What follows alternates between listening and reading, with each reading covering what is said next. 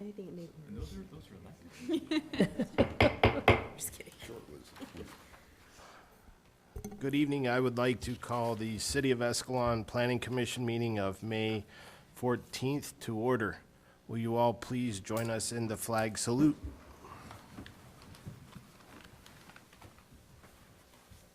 I pledge Allegiance to the flag of the United States of America and to the republic for which it stands, one nation, under God, indivisible, with liberty and justice for all.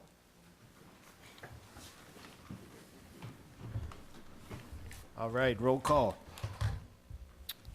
Chair Stroman, Here? Vice Chair Sarkozy, Here. Commissioner Castellanos, Here. Commissioner Danziger, Here.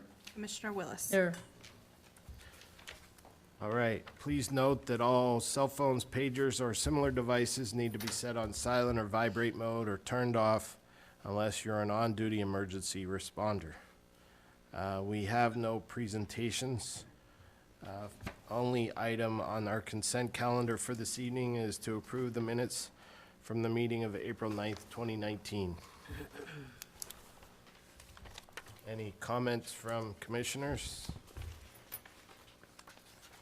Hearing none, do we have a motion to approve the minutes? I'll make a motion to approve the minutes.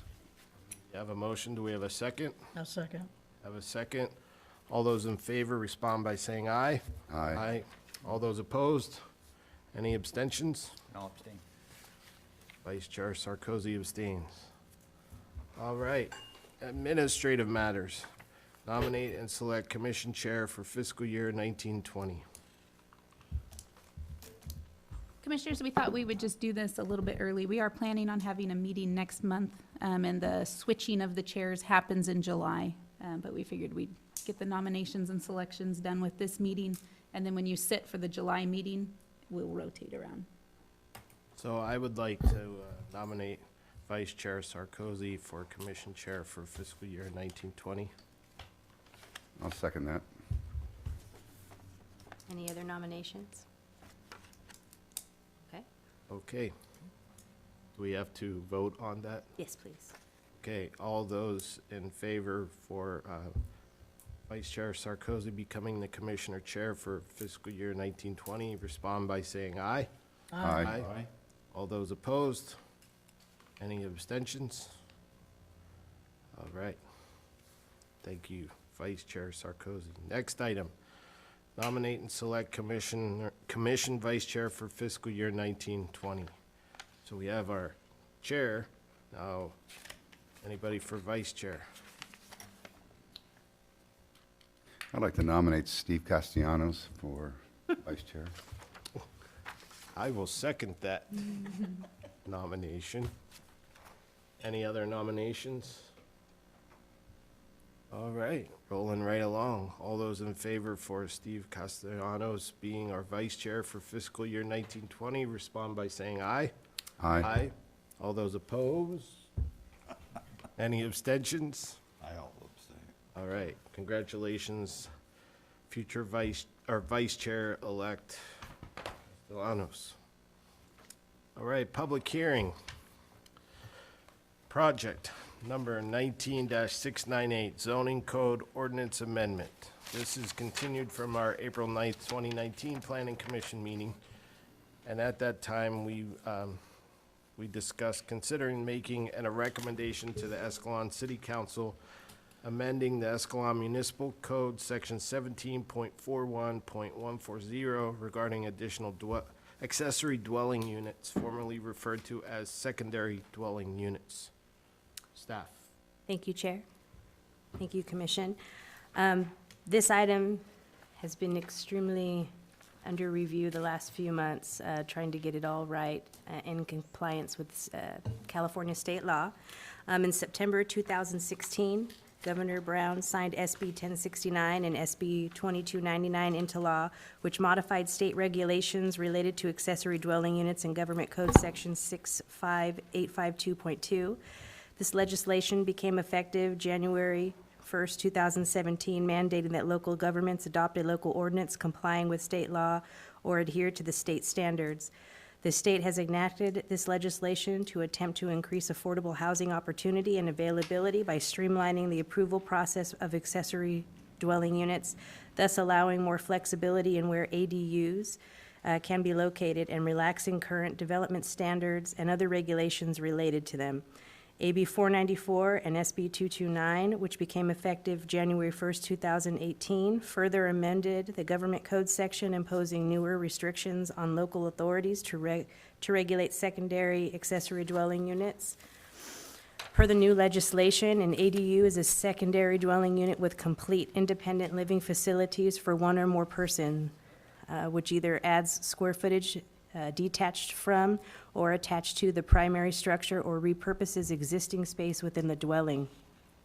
Since the passage of these newer laws, city staff, in coordination with legal counsel, has been reviewing the legislation and the city's current regulations to determine what amendments were necessary to comply with all of the updates. This item is to present the amended ordinance, proposed changes to the city's current regulations at a duly noticed public hearing, and to allow for public comment. City staff seeks a recommendation from the Planning Commission and will forward it to the City Council to adopt the attached ordinance to comply with the recently enacted legislation. The ordinance amendments make the following major changes to the city's current regulations on secondary, now known as accessory dwelling units.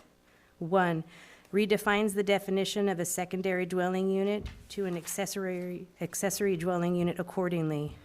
2, removes any environmental reviews. Adoption of ordinance to implement the state requirements is exempt from CEQA, the California Environmental Quality Act, and ministerial approvals removes the city's ability to process the review as a project, therefore no environmental processes are required.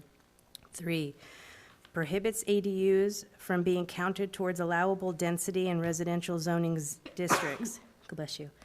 Example, if a district allows 1 unit per 7,500 square feet, then an ADU would not be counted as an additional unit. 4, allows the city to regulate location and some physical standards, but no other city ordinance may be applied to the ADU review and approval processes, meaning all regulations towards ADUs must be included in the ADU ordinance. That is why we attach that table. So basically in that item, it's saying if you have landscape requirements that you would apply towards the construction of an ADU, or you have other items that come into play when you're creating a secondary unit on the property, those specifically have to be listed in your ADU ordinance. We can't be making somebody flip to a different section of the municipal code to apply it. So we went through and applied everything that we would typically use in past practice with ADUs, and if it met state law, added it into our ordinance specifically. Number 5, identifies 2 different types of ADUs, additions/new accessory dwelling units and existing structured ADUs, which includes garages. 6, sets a minimum floor area of 150 square feet, which is considered a high-efficiency unit in accordance with the Health and Safety Code. The city originally did not have a minimum floor area established for ADUs, only a maximum. 7, reduces the parking requirements. The city's original parking requirement is 1 covered off-street parking space, but that is reduced to 1 off-street parking space, not allowed to be covered or required to be covered. Furthermore, the amendments permit the space in setback areas and driveway/tandem driveways, and identifies circumstances to not be subject to the requirement, which would include A, the unit is located within 1/2 mile of public transit. B, the unit is located within historic overlay district as approved by the city pursuant to chapter 17.31 of this code. C, the unit is part of the proposed or existing primary residence or an existing accessory structure. D, when on-street parking permits are required but not offered to the occupant of the unit. E, when there is a car share vehicle located within 1 block of the unit. Number 8, removes the setback requirements for an existing garage that is converted into an accessory dwelling unit or to a portion of an accessory dwelling unit, and requires a setback of no more than 5 feet from the side and rear lot lines shall be required for accessory dwelling unit that is constructed above the garage. 9, allows accessory dwelling units to be separately metered and includes separate shutoffs for all utilities, but shall not be considered a new residential use for the purposes of connection fees.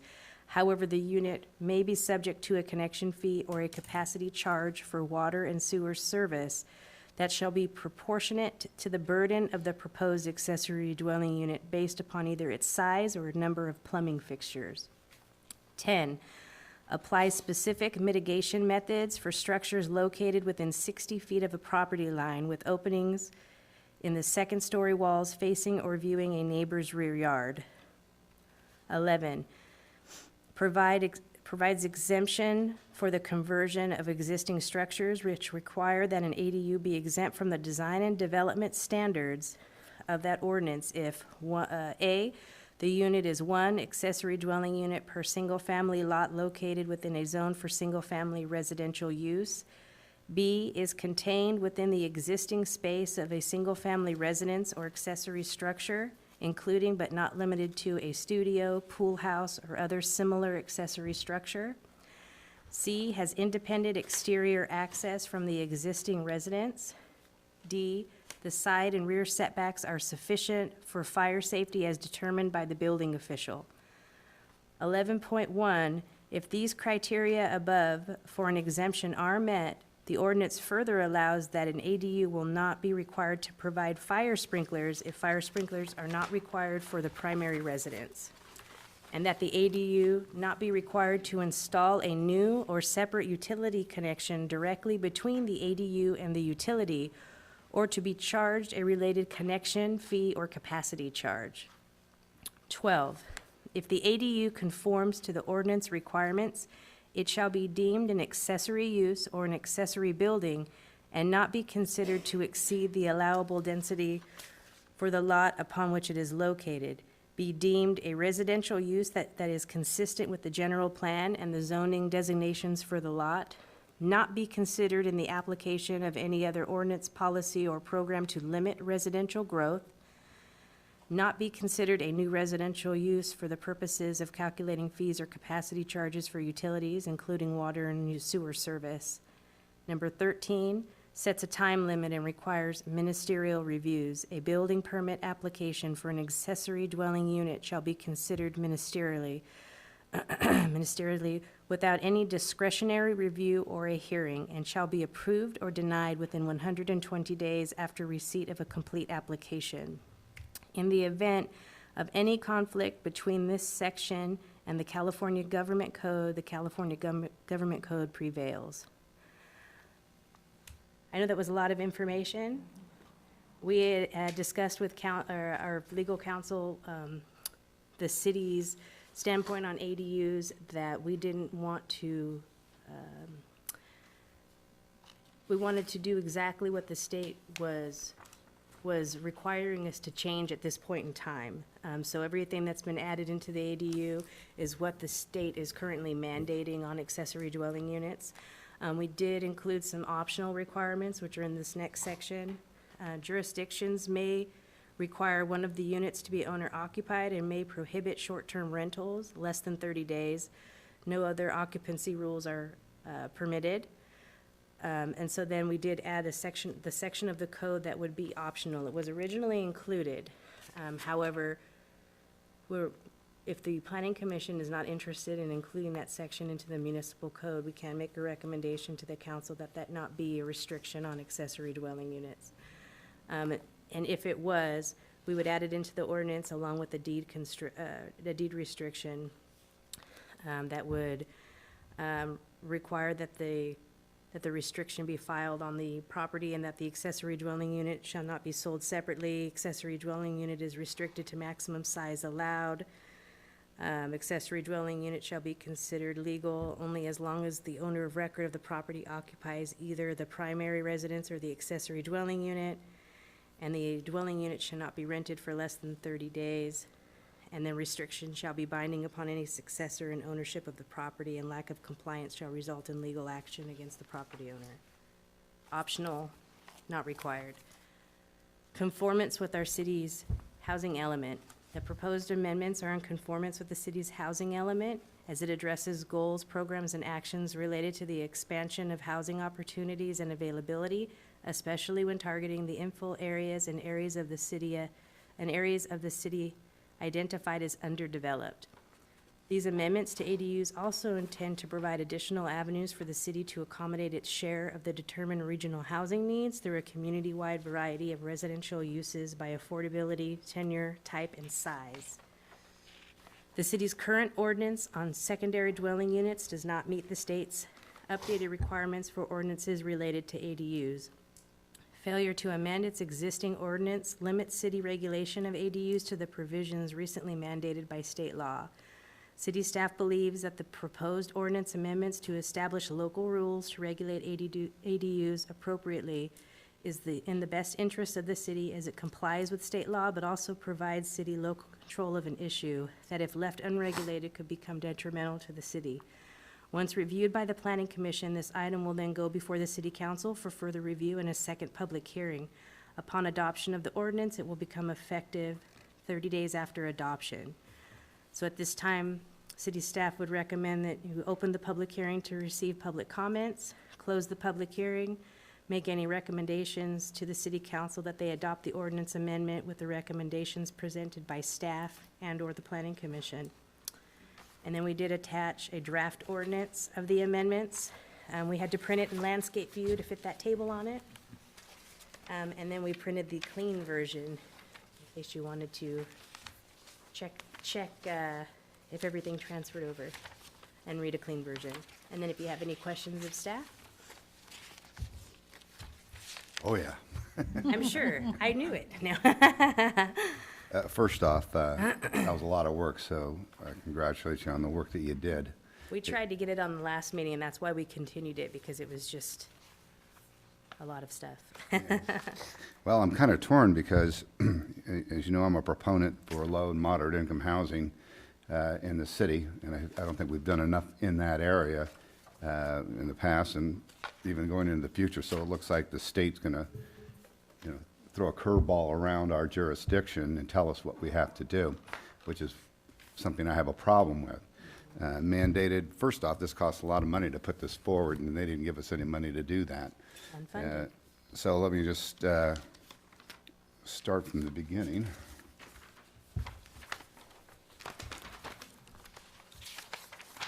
Okay. And I realize some of the items throughout the items are that were listed as updates and changes are redundant. The ordinance itself, because the government code section like that is redundant, our code to mimic the government code and make sure we have it down correctly is also written in that fashion. We tried to clean it up as much as we could without removing something that might be needed, so. I guess I have a question on the first one. It says prohibits ADUs under summary from being counted towards allowable density in residential zoning districts. Example, if a district allows 1 unit per 7,500 square feet, then an ADU would not be counted as an additional unit. I don't know what that means. So our minimum, our density on single-family residential, I'm trying to think what the numbers are.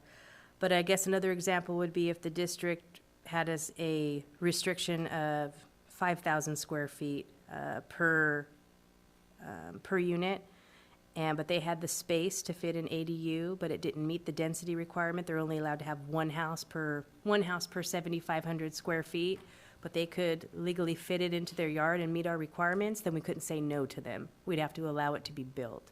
So Do we have a minimum or a square footage requirement for homes now? We have a minimum lot size requirement of 6,000 square feet. So if the lot was 5,000 square feet, but currently only had a 600 square foot house, and were able to build another unit in the back and meet the setback requirements, we wouldn't be able to hold density as the reason they couldn't put the second structure in. We'd have to allow it.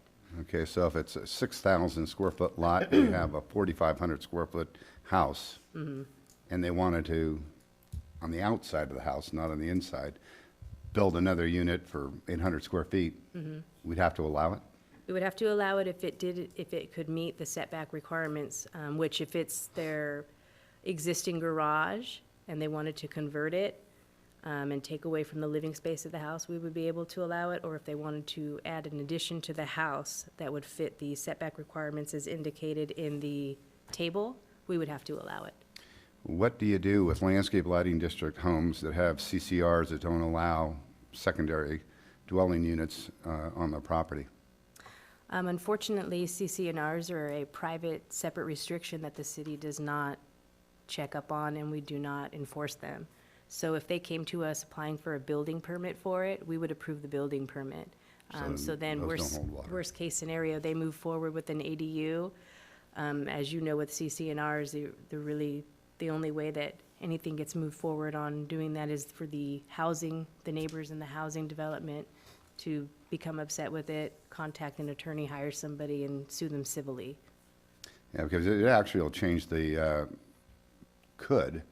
change the whole outlook of a neighborhood Yes. without anybody having any opportunity to say no. Yes, and we're well aware of that, and so that's something that, as staff, we stressed to legal counsel that we only wanted to move forward at this time with what the state was mandating, because if we were able to, and the idea behind where the state was coming from is these are the minimum standards, but we would like you to allow for more, but we're not, and how it was explained to me as well, the politicians that push these legislation forward are from San Francisco, Oakland, all these areas that have very, very high-level transportation, needs for housing to the extent where they have no space, they're limited on land, that type of thing. And so their only turn on providing affordable housing or moving forward with some type of additional housing that they consider affordable is to having people build them in their yards. And so for us, we're not in that we're not having that issue to the extent where, we're slow growth. We're okay with the fact that we're slow growth. We like the idea of having bigger lots. We like the idea of having yards, that type of thing. And we don't have a highly used transportation system that would make it effective for people who don't have cars and stuff to get places, because a lot of people go outside of the city for services. So that's why we left it at that as well. They actually, our attorney was interested in us lowering the setback requirements as well too, to be able to provide larger units or more unit space.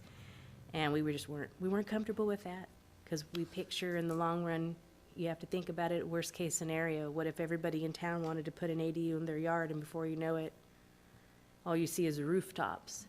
And so Zero lot lines. and zero lot lines, yeah, and so we're cautious, because it's always something we could go back and fix later.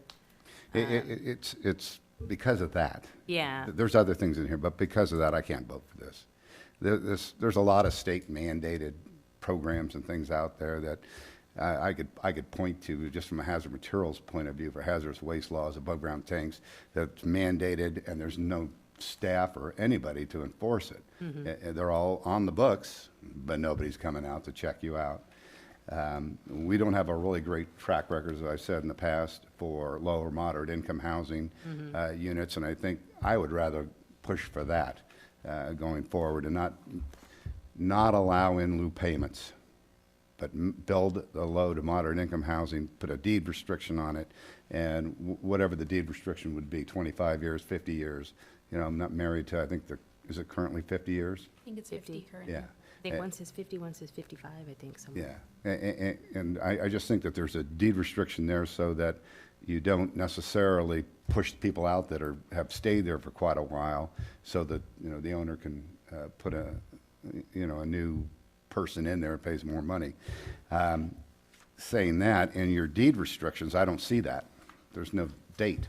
That's an example that was just used as, that could be updated. That's what the minimum standard was. If we were to put the deed restriction in, I can follow up with legal counsel on anything else you wanted to add, so we can ask them about a deed restriction. I would like to include the entire section from the housing element in the deed restriction for anybody that wants to build an ADU for low to moderate income. I think that will act as a deterrent for wholesale ADU going forward. Are you saying that anyone who builds an ADU has to deed restrict it affordable? Well, that's what I was reading here, that it had to, the purpose of it was to have low to moderate income housing in there. And I say, fine, that would meet some of the bill, but it should have the entire section from our housing element included in this ADU. We'd probably have to check with our legal Yeah, we'd attorney. have to check. I don't know that we can.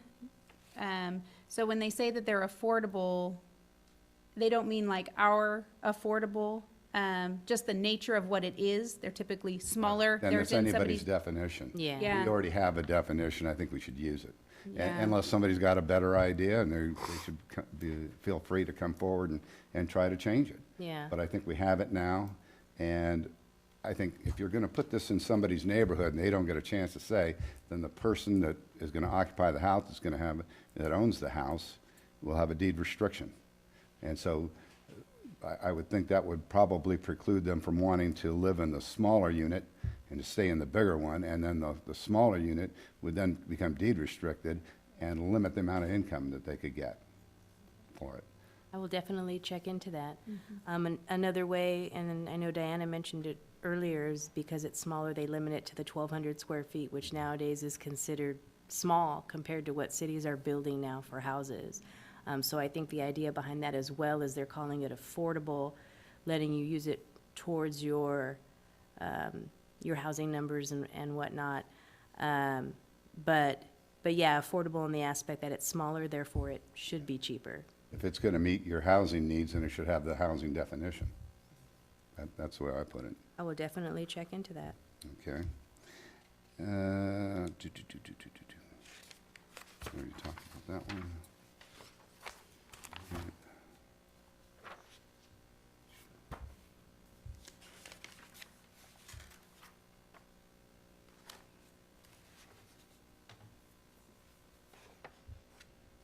I think one of the last things I have to ask is, what do we allow now for garage conversions?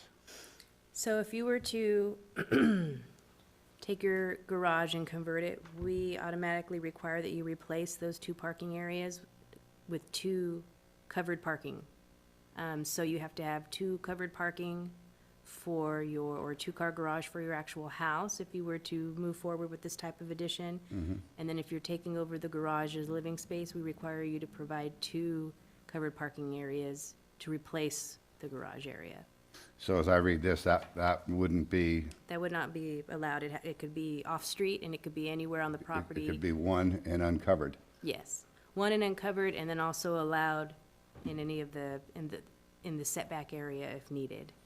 Yeah, see, I don't want to play, we've done a lot of work with setbacks. Yeah. And it seems to me that we've made quite a few people jump through some hoops to do that, especially the last one on Kern. And I would rather leave it up to the ordinance than necessarily the fire officials. You know, from our review, because again, it's out of our hands.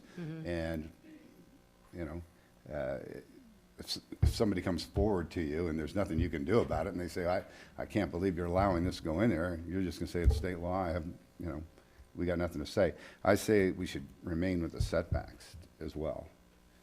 Well, the ones that are presented are the ones that we're allowed to have. The ones on the garage specifically, if it's converted, if it's an existing garage and it converts into a dwelling, we can't apply a setback. So typically, if they had a converted garage and it was 10 feet away from their rear yard, and maybe it's been there for a while because we know that our current rear yard setback is 20 feet, and they wanted to convert it, we would tell them that they couldn't convert it because it doesn't have a 20-foot rear yard setback. But now, we can't apply that restriction onto a conversion. So if they wanted to convert their garage and it was 5 feet away from the back wall, we would have to allow for them to convert it. Okay, well, those are my questions there. Thank you. And I appreciate, again, all the effort you guys have put into this. I read it and reread it, and I thought, you know, that's a lot of research and a lot of, you know, putting together tables and what have you. So, Yeah. good for you. A table took a long time. And I couldn't do anything to get it to fit. Commissioner Sarkozy, any comments? Sure, so again, thank you, this is a lot of work. A couple questions. On number 3, I certainly agree with the other commissioner here that, you know, when a house is built, you know, there's certain requirements to how big it can be versus the lot, and then all of a sudden, if there's a secondary dwelling or a unit on it, all that goes out the door, there's nothing we can do about it? As long as it meets the setbacks. So if we went into the table, which is so colorful. We still have lot coverages. Oh, yeah, we do. Well, we are still allowed the maximum lot coverage, which for the R1 is 65%. I forgot that was still included. So that's good, because that's our minimum, what it is now. So they would still be required to stay within the percentage? As long as they can meet the percentage, then Okay. they would be okay. Which it's a higher number than I've seen in other cities, but it's good. And it counts all structures on the lot. So if they have any other structures that maybe aren't permitted because they're not required to, like we recently updated the regulations to where sheds under 120 square feet, we would be able to count that towards the maximum lot coverage. And if they needed that space to be able to put in their ADU, we could require them to remove the shed or any other structures.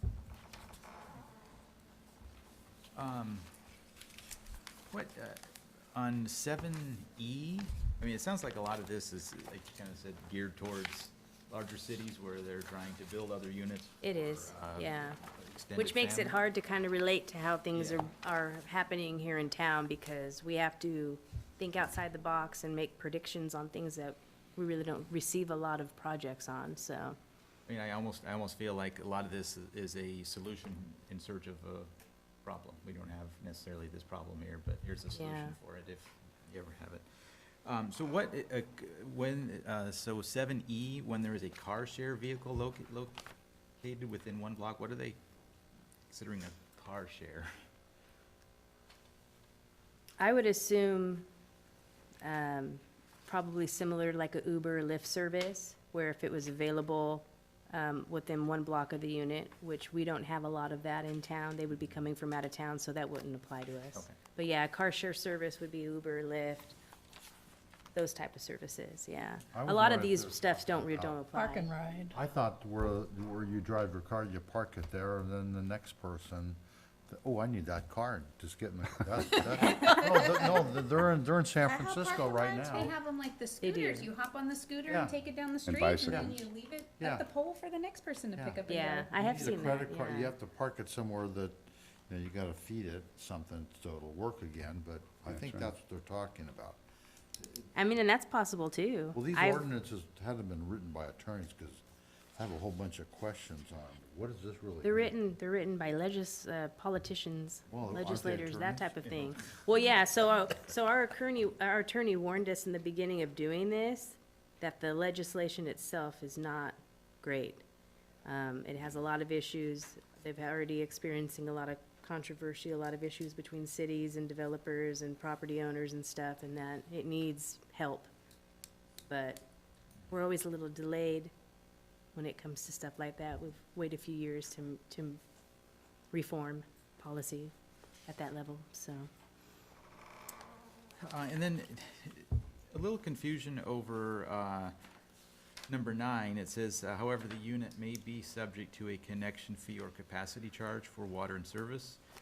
And then if we flip over to number 11.1, the last line says,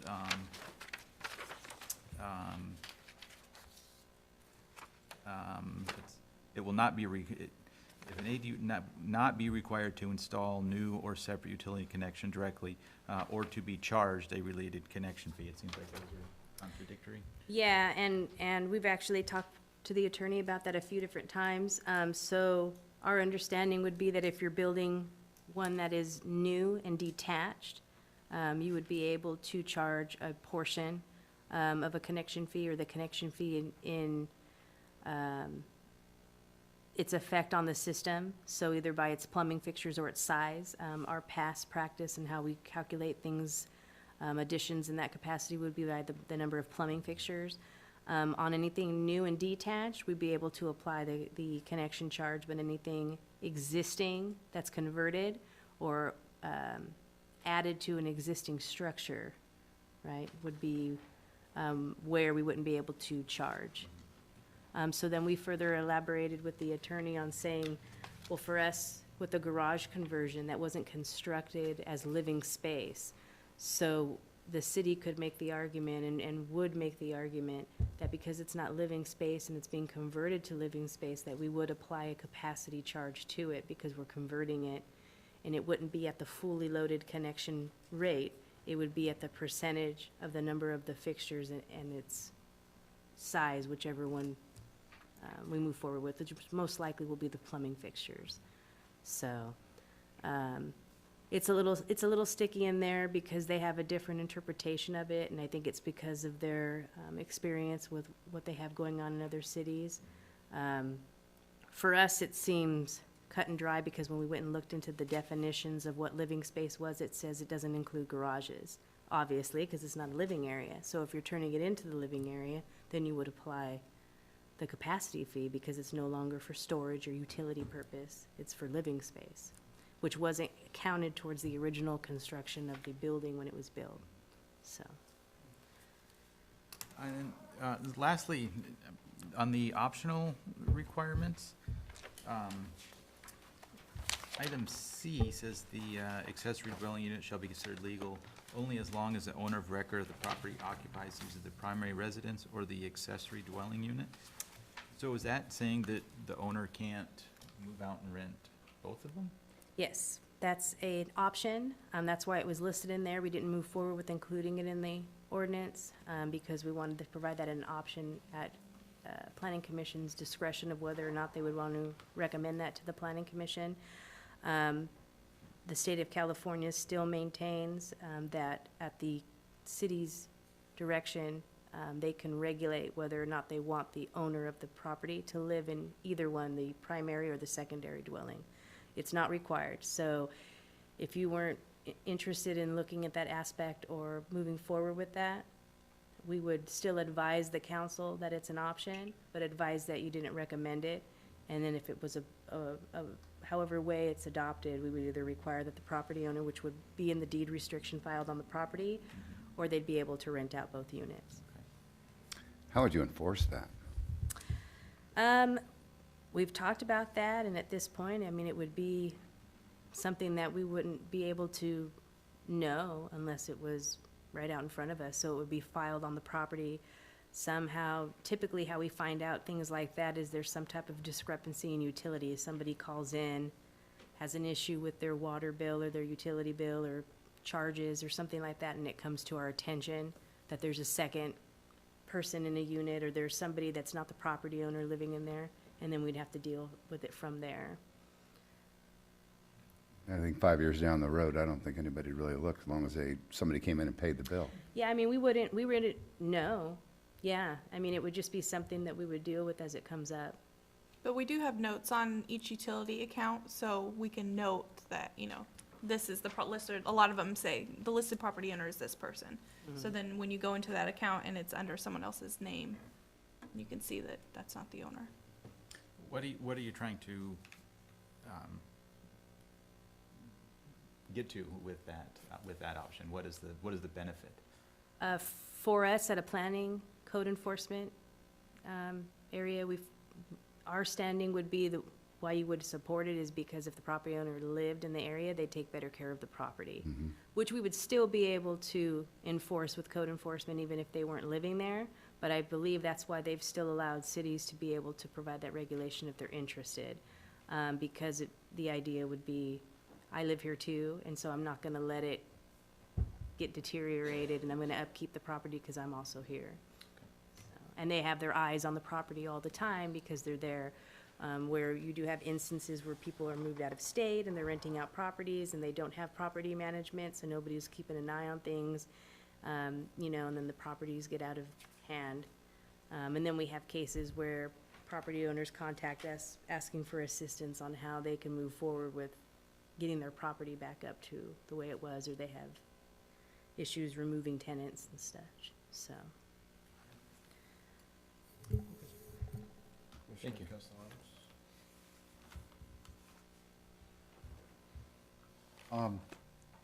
On the background and overview, it appears that the state is basically forcing people to do affordable housing.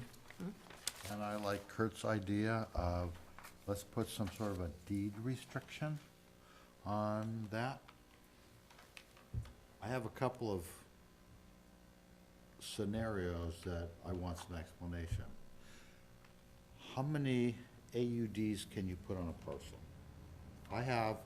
There's a couple of large parcels on First Street. One of them, I think, is over an acre. How many of these accessory buildings can I put on there?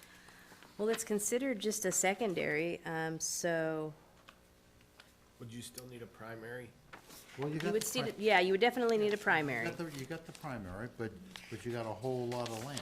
yeah. I mean, can I put 4 and 5 of them? So that's one question. I built 2 of them. I put a accessory unit on the property. And then I signed a 3-year lease to this gentleman here. He's gonna rent it. He's gonna sublet it through an Airbnb. I'm renting it to him. How are you gonna monitor that?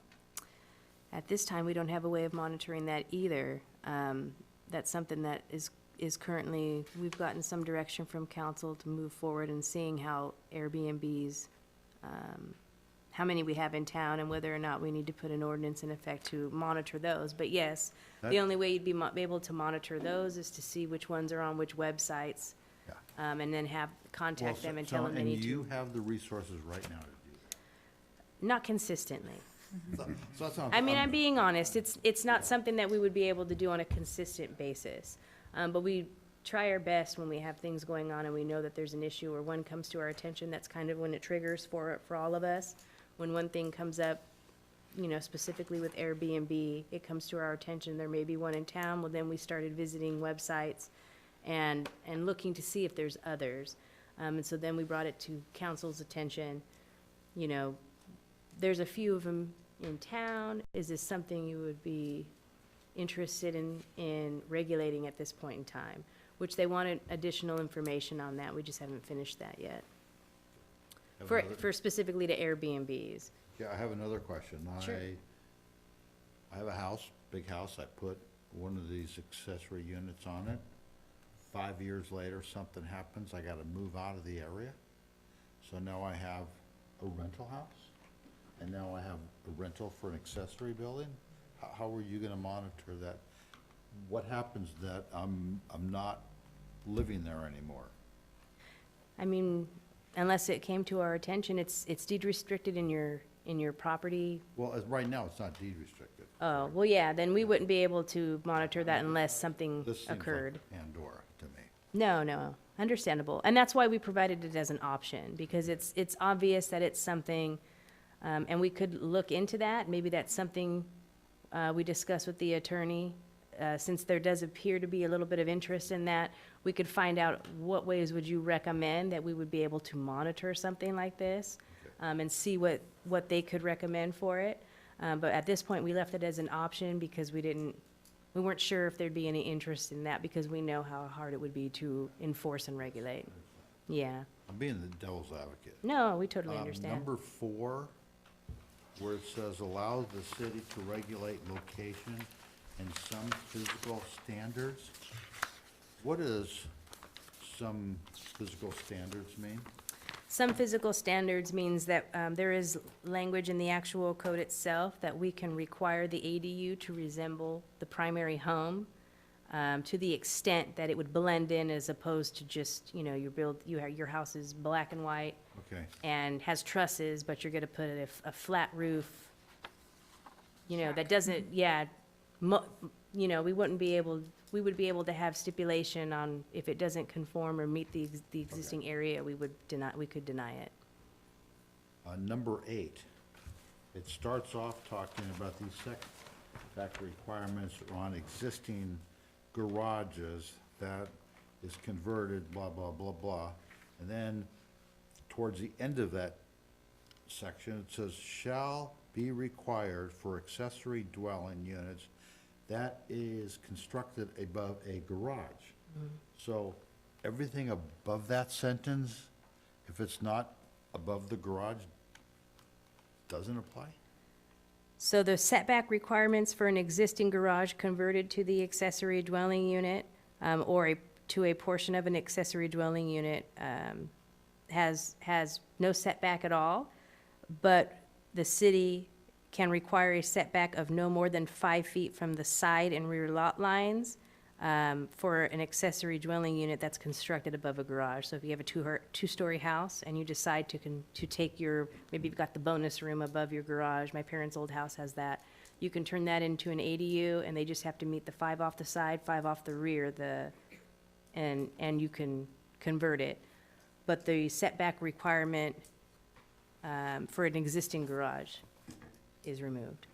Okay, so If it's- I'm gonna add 10 feet to my old garage and convert this thing that I added to, take some of my garage and go 2 stories.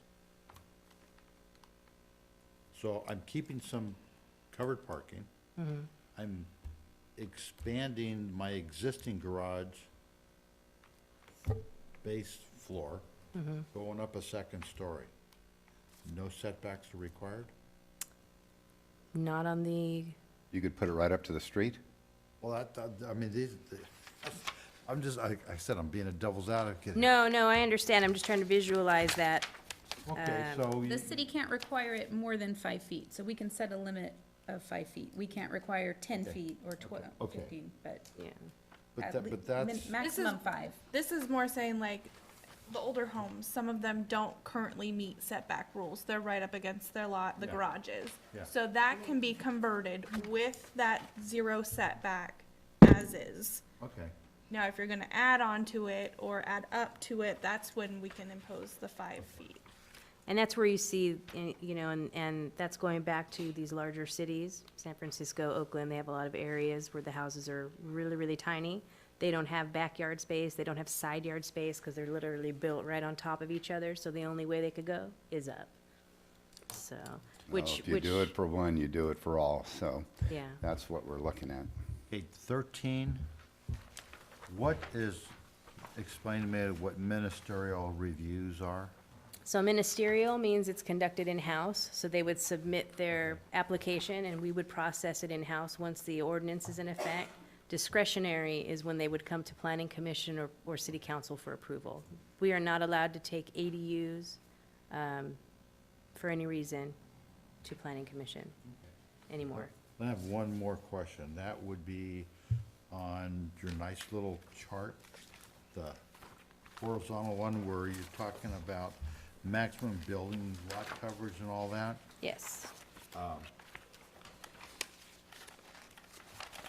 Right now, we have something in place that if you are an existing subdivision, and somebody comes in and builds behind you, they cannot build 2-story homes backing up to existing subdivision, correct? I live in a neighborhood that I have all 1-story homes, but my neighbor over here wants to build an accessory building that's not gonna exceed 35 feet. It's gonna have 2nd-story windows. Are you going to regulate how those windows face? Because it's an accessory, we wouldn't be able to say no to it at all because the primary dwelling's there. but we do have language in the code, and it's marked under number, and I listed it in number, is it 12? 12G, where, once again, it's one of those items that we had to incorporate into the ordinance, so as not to push somebody out to another ordinance, and it's where they provide, Is this on the landscape stuff you're talking about, or the regulars? it's under number 12, and the changes that, oh wait, is it 12 now? For structures located within 60 feet of a property line, openings and second-story walls, that follows Oh, our not- Oh, regular. you're number 12 on 12. the ordinance, I was looking inside the Oh, actual. sorry, no, No, it was no, in the that's okay. ordinance.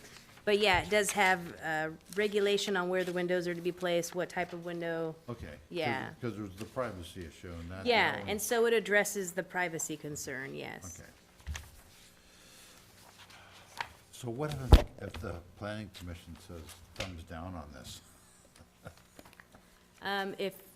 If you said thumbs down on it, we would still have to move forward with it to city council, and we would advise that there's a thumbs down on it.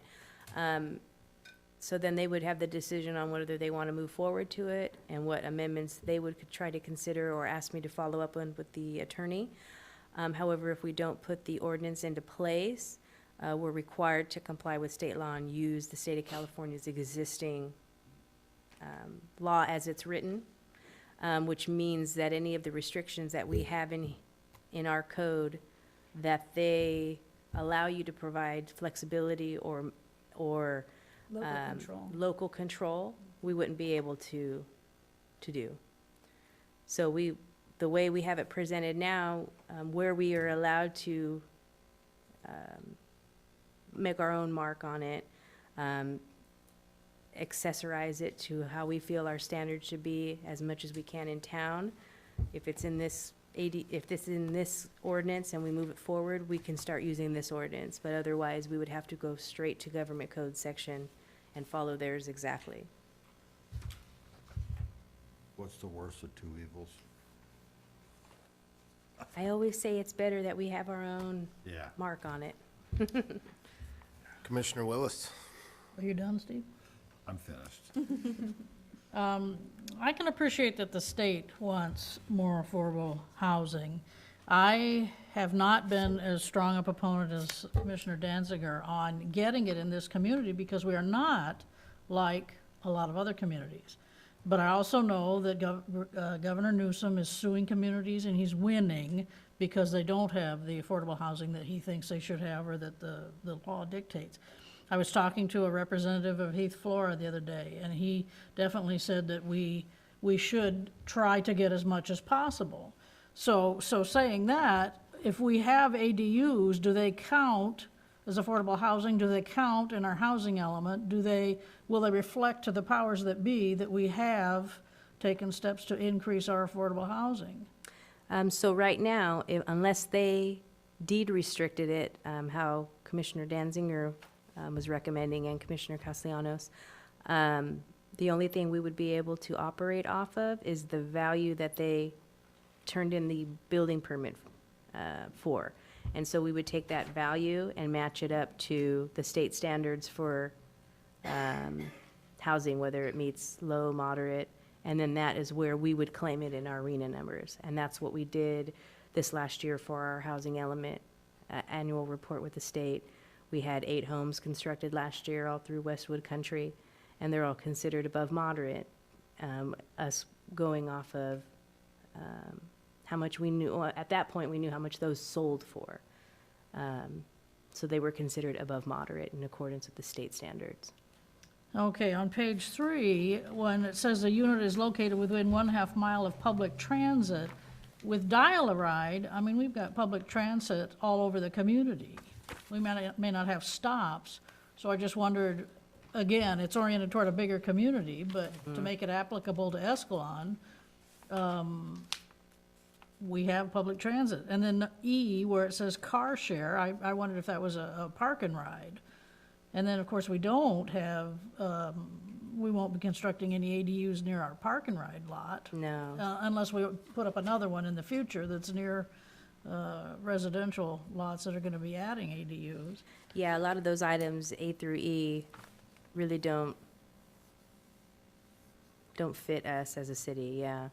So you could say it would be located within 1/2 a mile of public transit, and then I believe we have one, is it one stop in town? We don't have, Oh, there's quite a few. we have a few? I don't ride public transportation, so I don't even sure where they're located. And I believe,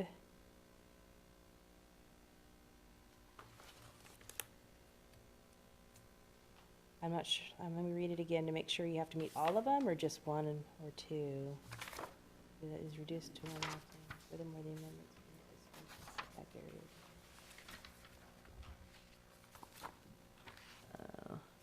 So let me look and see if you have to meet all 5 of those, or if it's just, E is not a parking ride, because it specifically says it's a, yeah, a it's car definitely share car vehicle share. Okay. itself. Yeah. Okay. I think that is more, like, the car share vehicles are more like those that you park and reserve, Yeah, like a Which we don't community even have car, that, kind yeah. of, yeah. The closest I could think to car share would be Lyft and Uber, because that's all I'm really familiar Was with, it, and I've was never it rode in one. Zippo or, Oh, yeah. I don't even know that exists. Yeah. Um, San Francisco. in the section 3 amendment, let me get to a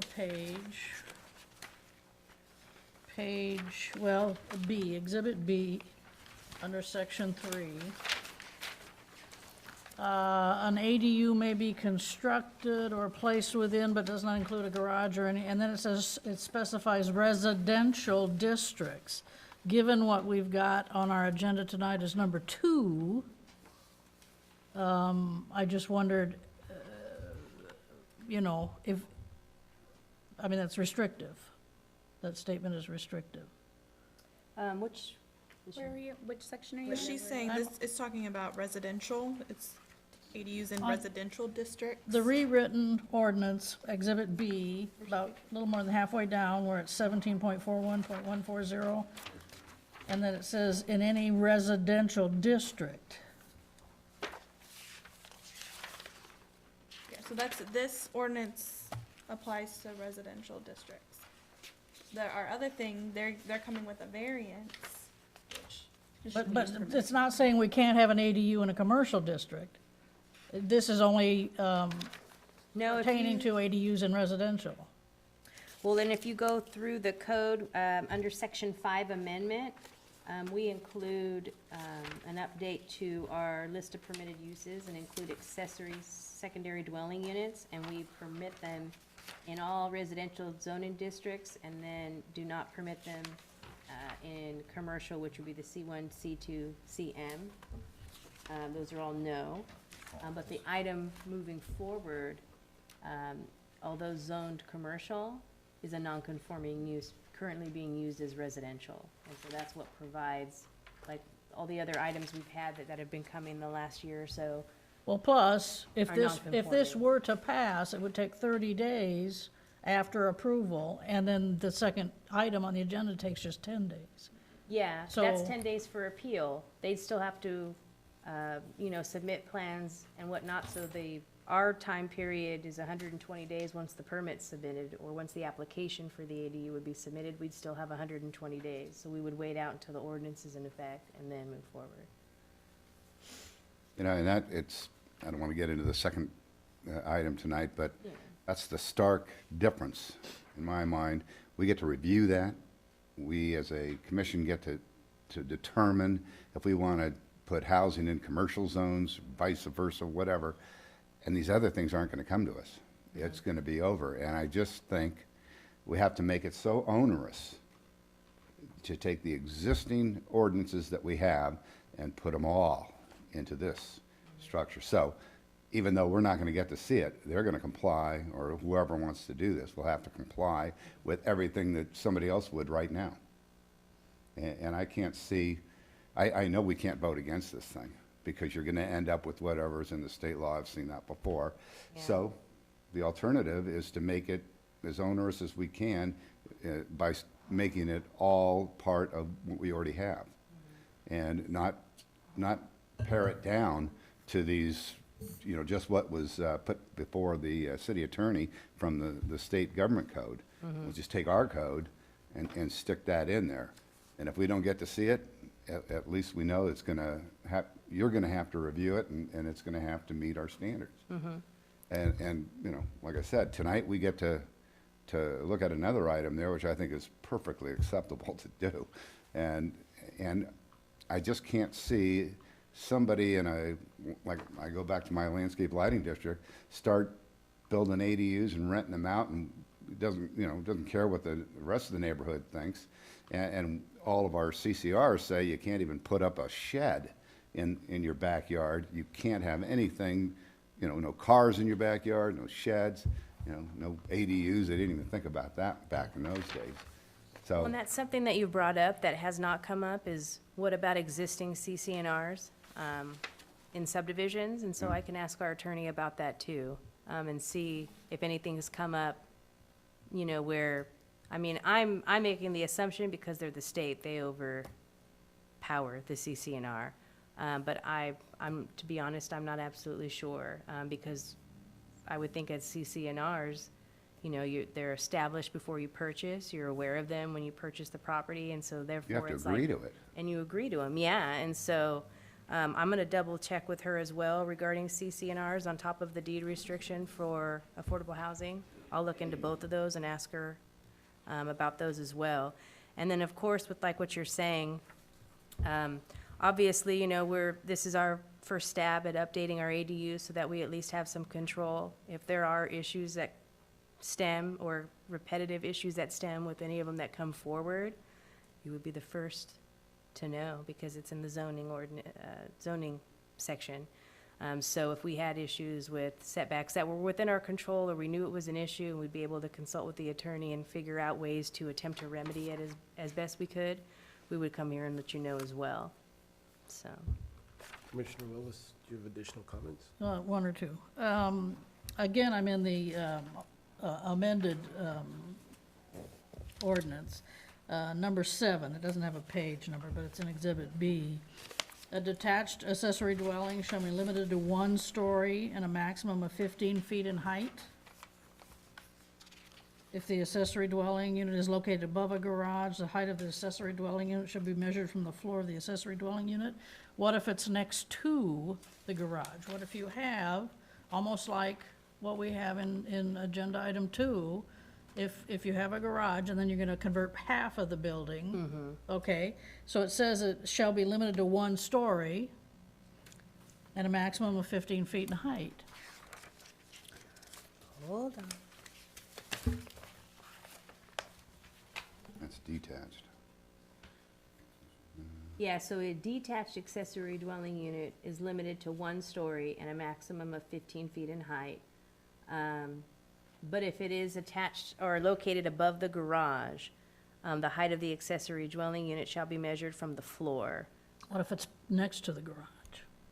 If it's, Or if they make the garage smaller and have the residential that would be portion? existing. If it's next to the garage and it's added onto, it couldn't be higher than the 15 feet. If it's above the garage, it would still have to be the 15 feet, and what they're saying is measuring it from the bottom of the accessory dwelling unit to the top, so it would be wherever the dwelling unit construction starts to its highest peak would have to be 15 feet. So then Yeah, they, again, I'm thinking of the item on our agenda tonight. yeah, so they're giving basically your primary house, making the assumption that at highest, it would be, 25 feet or something like that. And so then you could put the additional 15 on there, and then they would max out at the 35 foot. So then obviously, if you already had the 2-story, you wouldn't be able to build a 3rd story or anything like that, because you would exceed 35 feet. So you would either have to add it on or build something new in the back, which in that case, because it's an accessory, they won't let you build it taller than your primary. So it's limited to 15 feet That's on existing. on existing. No, sorry, if you're converting an existing building, this is if you're building a new building. Yeah, built on top of a garage. Right, so like the item number 2, they're converting an existing garage. That is 2 levels and above 15 feet. But because they're converting an existing Existing, it wouldn't structure, apply. it doesn't Yeah. apply. Okay. But if you're building a new New. detached ADU, you're following those rules. I can see where you would want to have things be aesthetically pleasing, but there was one restriction where it talked about the setback. And I imagined if you have the front elevation facing the street, and then the garage is turned so that the doors are perpendicular to the street in the front of the house, and your driveway might be like a semicircular thing, and if you want to convert that garage into something, it's going to have a different setback. And I think it said in here, it can't have,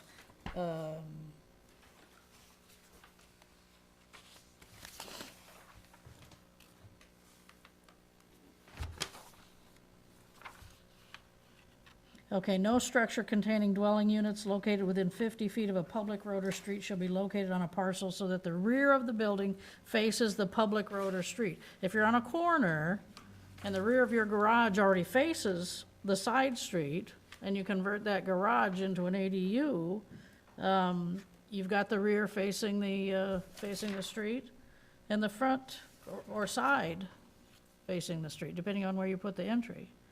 Well, you just have to put the entry in the right spot. Yeah. But then you'd still have the back, you'd be in violation of the setback. Then we don't let them do it. That's a way you wouldn't let them do it. Okay.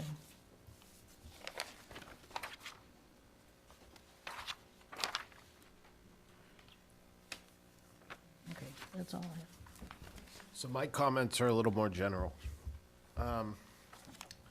As we all have experienced, sometimes it takes the state of California 4 or 5 times to get something right. And sometimes even then, it's still not right. So would the state allow us to incorporate ADUs into our housing element as opposed to passing a specific revision to an ordinance?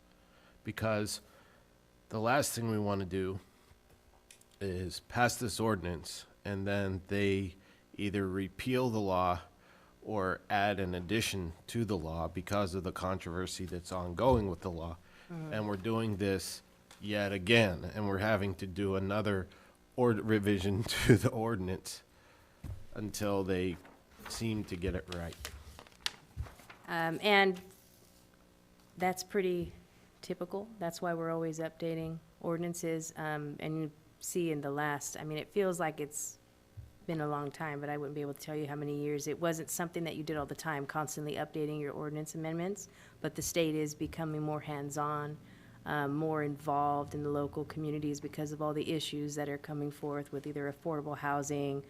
Well, affordable housing is the main one that comes to me because there's such an outcry at state level about housing not being affordable. So they've really got their hands in there deep, and I mean, they made changes to it in 17, they made changes to it in 18. There's no doubt they'll probably make additional changes if they feel like it's not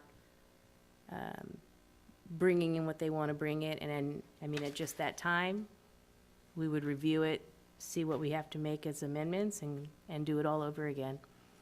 My other question. Because like this one, I'm sorry, but I wanted to put that out there because like this one, because we're currently not updated with state law, there's prevails at this point in time. So anytime they put in a new restriction or a new law that we don't meet, we automatically have to revert to the state mandated law.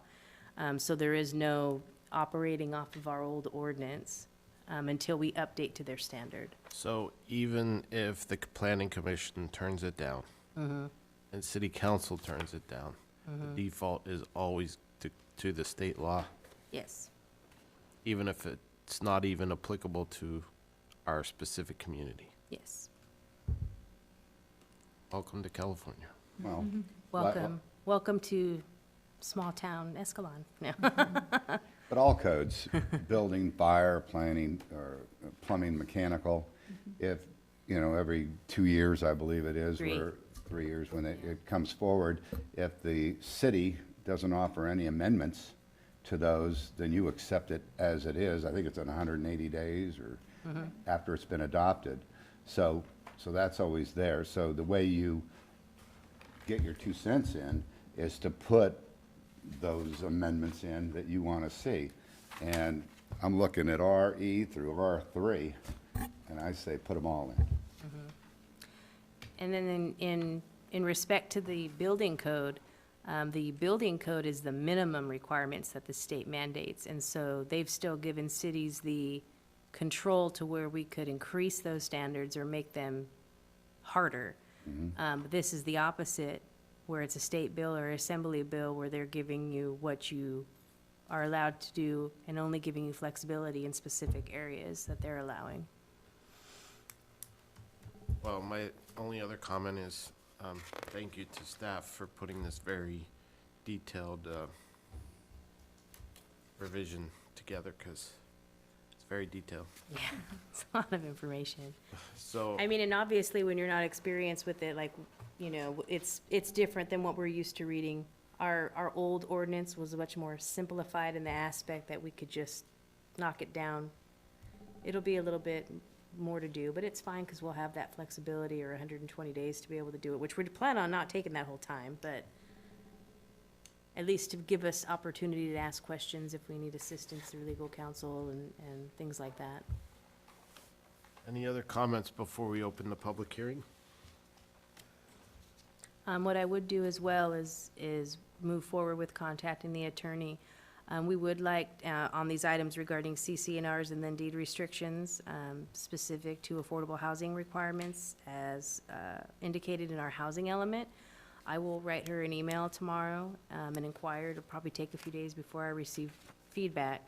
But I'd like to see this item still move forward, so if I could provide a response via email and advise you if those things are operable or not. So we could say if she says it's okay, or that we're allowed to, within the state mandates, to move forward with applying a deed restricting them all affordable housing, as well as CC&Rs do not take precedent over state law, because those are the assumptions I'm making with the experience with that.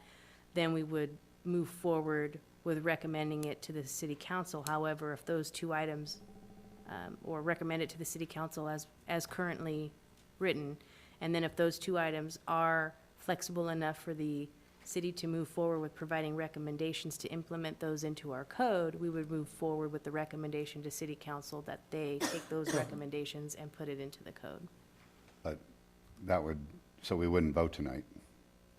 You could vote on the item that I was just saying, where if those two, if the attorney comes back and says that the city has the flexibility to deed restrict it to affordable housing, all accessory dwelling units, and advises that, well, on the CC&Rs, it was more just informational. Well, if she comes back and says, no, you can't do that, Then we would and move I would have forward. voted no. Yeah, and- okay, so and- you want it pending on your vote. Well, I Okay. mean, No, no, that's it fine. might change somebody's vote here on the commission. Okay, so know. we'll bring it back to the next meeting then. You know, I don't see any rush. I want to throw out one thing. Somebody came to me and he wondered where we were on Airbnbs, because he and his wife have retired and they want to rent out their house for so many months a year while they're traveling in their RV, and then they'll come back and resume occupation of their house. So if this says, as long as the owner of record of the property occupies the primary or the accessory, while they're gone, they may have a rental in their ADU and somebody renting their primary. And, you know, as people are aging now, they're retiring early perhaps, and still physically able to get out and about, and so they may not stay, or like Steve was pointing out, I don't remember the particular situation, but they may not be in their home. So yeah, another reason not to be in favor of the property owner has to occupy the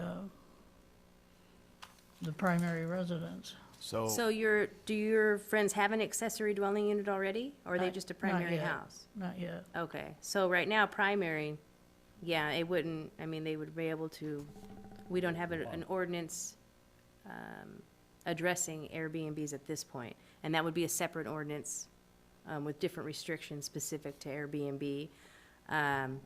So if they were to move forward with the accessory dwelling unit, yeah, I mean, if it's an optional requirement, I think this does specify the accessory dwelling unit shouldn't be rented for less than 30 days. So yeah, if that was in there, they wouldn't be able to rent it out to other people. Or they'd have to remain on site and not be able to rent out both, would only be able to rent out the one, if you're following code.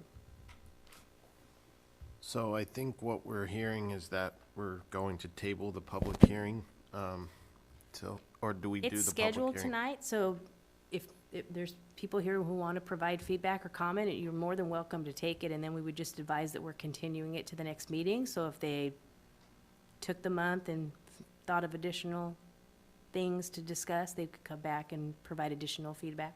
Okay. But you could still take comment tonight. Okay, well, why don't we open the public hearing at 8:17? If any member of the audience would like to speak to this item, please come to the podium, state your name and your address so that it can be entered into the record. Any comments? So, I'm Dan Gus. Come to the podium, please. State your name and your Hello, address. I'm Dan Gust. I'm the applicant for the proposed project there on Roosevelt. So my question is first. Sorry, I live on Beeler Road, 17597 Beeler Road in Escalon, in the county. Are we gonna go forward with this, being that this ordinance isn't gonna pass tonight? Are we even gonna address, this is gonna go forward? His Okay, item, well- the next item. All right, Your item? Okay. Yes, we're still gonna hear your okay, item. because it seemed like it was up in the air versus affordable housing, owner occupied. I mean, that's two It's things the that same, would- only that would different. that would take it right out. But anyway, I see that as a perfect fit. You know, it's an existing building, it's surrounded by houses. Yeah, I could use it for commercial and put some commercial business in there if I could find something, but it doesn't seem like a fit for the neighborhood, so I'm open to questions. Well, Actually, Dan, if you could hold for about 5 minutes, Sure. and we'll invite you back to the podium. oh, okay, If you have All right. if you have any concerns about the items, the ordinance? the ordinance. Oh, sorry. Amendments to the ordinance, how it would affect your project, now's a good time to talk about it, but as far as your Okay. project specifically, Gotcha. we are gonna have it. Okay, thank you. Any other comments? Okay. Sure, come to the podium, please state your name and your address. I live at 732 Danielle Street. I've heard rumors the orchard across the street is going to, you guys are talking about turning it into low-income housing units? Is that I true? think that's the old Burroughs property, so technically, I heard Kinda that similar. you guys own it now, no. City of No. Escalon, so you guys don't own it. No. Okay. Oh, well, hold on. The is it orchard the one right across across the from street, the- Dinosaur Park. Okay, so yes, we do own that orchard, and it's not slated for low-income housing. That is the expansion to our park, Okay, so it's open 20 land. acres. okay, thank you. Any other public comments related to the zoning code ordinance amendment? Okay, with that, we'll close the public hearing at 8:19. Any other comments from planning commissioners? So I would just, my comment is on the, in addition to what the other commissioners have questions about, the requirement about having the owner be required to live there. Just How would we enforce how, that? well, how would you enforce it? And actually, I'm not really in favor of having that in there. I don't think that's, Well, I am in favor of having that in there. How you enforce it, that's a good question, because a lot of these things, especially an interior ADU, I don't know, I don't even know if they would tell you that they were separating part of their house, whether it's an Airbnb or they've got, somebody subletting their house. They don't have to tell you that. Yeah. But I'm with what staff had said. I think if you've got the owner on the site, your property is gonna look better than if you have two renters there, you know, and I think it's a necessity if you're doing the ADUs. I don't want to burden people with Airbnbs. I think, you know, if you want to do that to your primary dwelling, you know, that should be your call.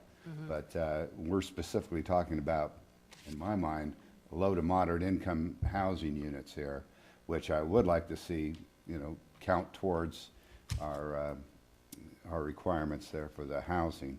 And I just want to get it right. So I'd like to have that owner there. I'd like to see that deed restriction there. And because that's in line with low to moderate income housing. And the time, again, I don't know if, unless somebody brings it up, it'd be 50 years. That's substantial. I'd be open to a smaller amount of time, I guess, but, you know, Okay. not hearing any. And then lastly, I would say to include sections 1713, 1714, 1715, and I don't know if 1716 R3 is applicable here in the ordinance, in the ADU, because we're going to lose control. And I think that they shouldn't get any special benefits over anybody else at this point. And I agree with that. It's unfortunate that the way this is playing out is that, and tell me if I'm wrong, is that they come in and we lose a lot of control, especially if we don't do what Kurt suggests here and put in these references. And, you know, I think back of a patio structure, having to go through this big old process, and these ADUs would be not subject to that, even to that policy, so it's a little bit scary if we don't have control. Okay, so do we want to table this till next meeting, or do we want to make a vote? I'd like to table it and get all of that in front of us. Second it. Okay. Let me just make one comment. I do have the utmost faith in staff. And as far as streamlining the process, leaving decision-making up to staff, that's not a problem. Just so we're clear. Yeah, no, I mean, and you've brought up a lot of good points regarding CCNRs, at least finding out what their enforcement power is, because we do get a lot of questions asking about CCNRs, and we do constantly tell people that they don't apply to the city. We have our own standard, so you're taking that risk. It's usually related to the construction of the home, like a lot of them in town, from what we're experiencing, require that raised foundation instead of a slab.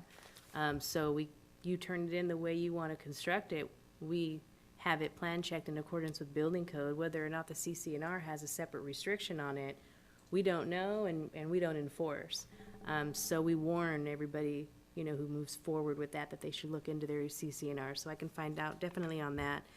And I do think that, I mean, if these affordable housing or ADUs, accessory dwelling units, are going to, I can see your point in saying if they're supposed to be serving affordable housing, then we should deed restrict them to serve affordable housing. And I believe for the most part, the rent on them would probably fit right in there. The only difference being, as opposed to the flat rent, are affordable housing deed restrictions are related to how much money the household makes and the number of people in the household. So that's information that we would need to, that would need to be reviewed if it's deed restricted. And so they'd have to go through like an approval process to be able to rent out that unit. So, so would be different depending on how many people are in the house and what their income is, so.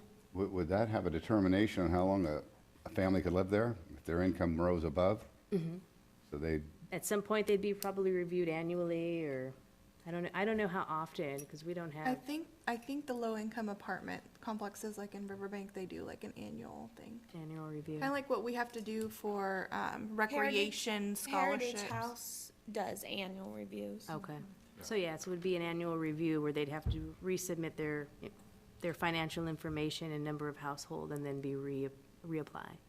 Guess there's no way to pass a CCNR for the entire city, is there? That would be an It's ordinance. this Yeah, that's an ordinance. Above the better. ordinance. Yeah. But in this case, not regarding ADUs, no. Well, the deed restriction will be, keep it in the spirit of what has been passed by our legislation. I mean, and I think that if the state were to look at it, they would, I think that's something that they would be for, to be honest. Yeah. That's exactly what they're looking for. We're trying to increase affordable housing. Yeah, And then we say, see, this is what we've done. yeah. We still wouldn't be happy, but at least we made an We're not effort. asking them to be happy, but we've done something. Yeah. I don't know what we've been Okay, doing. so we have a motion and a second to table this into the next meeting. We'll continue the public hearing to the next meeting, yeah, June 11th. June 11th. Okay, All those in favor? all those in favor respond by saying aye. Aye. Aye. All those opposed? Any abstentions? All right, moving on. Item number 5. Project number 19-699, conditional use permit for 1329 and 1355 Roosevelt Avenue, APNs 227-090-31-000 and 227-090-30-000. Project applicant is requesting approval of a conditional use permit to merge two parcels at 1329 Roosevelt and 1355 Roosevelt and convert the workshop office structure on 1329 Roosevelt into an accessory dwelling unit in the C2 community commercial zone. Staff. Thank you, Chair Stroman. It's just perfect, isn't it? That we just got done talking about the ordinance, and now we've got an ADU. Here it is in real life in front of us. So the applicant, Mr. Gust, and his wife who is here, Mr. Gust came in to talk to staff. He owns two parcels on Roosevelt, and there is an existing single-family dwelling on one of the lots, 1355 Roosevelt. That's the one on the east side. And then directly adjacent to it to the west is 1329 Roosevelt, and it has a workshop, office, garage structure. It is two legal parcels, one building on each. And they were owned by the same family for a long, long time. We saw building permits in the file from the 1960s, same owner in 2009, so almost 70 years in the same family. And through that time, the owner had built several structures on the property. So like I said, the 1355 Roosevelt in the east, it has the single-family dwelling that was built in 1918. There's a shed in the rear, which was built in 1948, and this is all before the city incorporated, so this is all when it was still county. And then in 1961, a garage was built in the back. Those two structures, the shed and the garage, they cross the property line, which we don't allow now. I'm not exactly sure what was happening back in the 40s and the 60s, but since it was the same owner of both lots, they probably weren't too serious about it. And then in the 70s, on 1329 Roosevelt, a 1,400 square foot workshop office, and it's got garage section in it too, was built. Building permit records indicate that it was a cabinet shop in the 70s. And then through our conversations with the applicant, when he took over the property and had gone inside, he indicated that it was kind of like an art studio type of thing that was going on inside. And through our conversations with Mr. Gust, he is looking to convert that office workshop garage into a residential unit. And we talked about the different options, since it is two lots, two structures, each on their own lot, leaving them separate, convert it to a house. It has covered parking, which would work. The only hiccup with that is those structures in the back, the shed and the garage, they cross the property lines. So if he was going to convert to a single-family home, we would clean up the back of the property. Those structures would need to come down, because we don't let you cross property lines, and he'd have to rebuild the garage for the main house, because we had him take it down.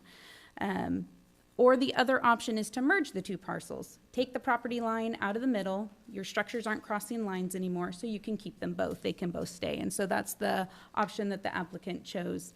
Let's merge the parcels, keep the existing structures, convert the office.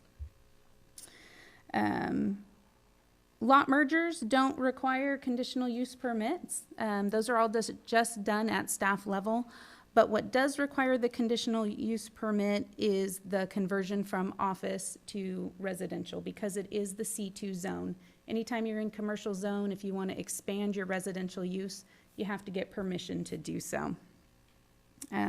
All of Roosevelt is zoned C2, but there is a lot of non-conforming residential on Roosevelt. There's 12 residential houses along Roosevelt, and then intermixed, there's 4 commercial uses happening there. So if Planning Commission approves the conditional use permit to convert this to an accessory dwelling unit, there'll be 13 residential houses along there. This project will have to comply with the rules of the ordinance that we just discussed. And originally, the applicant was proposing approximately 800 square feet, converting 800 square feet to living space and the rest being garage. That was like preliminary in the ordinance where we were saying you have to be half of the single-family house on the lot, which would put them about 800. But as the ordinance evolved, it kind of expanded to or 1,200 square feet on a detached structure. So there's some flexibility there for him to move on his sizes. And it's all interior. No addition is happening. It's all within the existing structure. The applicant is proposing aesthetic improvements, going to install new windows around the windows, going to add stucco molding, pop-outs around the windows, new gutters, new paint. The second floor will have addition of new windows, and that section of our code about mitigating your views of rear yard, obscure windows, the hazing, the wings, clerestory windows, all of that applies. The office will be converted to either a 2 or 3 bedroom, 2-bath living space. It will retain a garage. And between parking in the garage and parking in the driveway, there's at least 4 off-street parking spaces, at least 2 of them covered. So even though the ADU ordinance doesn't require extensive parking, this project provides it. Staff does recommend approval on this conditional use permit. The non-conforming residential on Roosevelt is prevalent. It's directly across the street on both sides.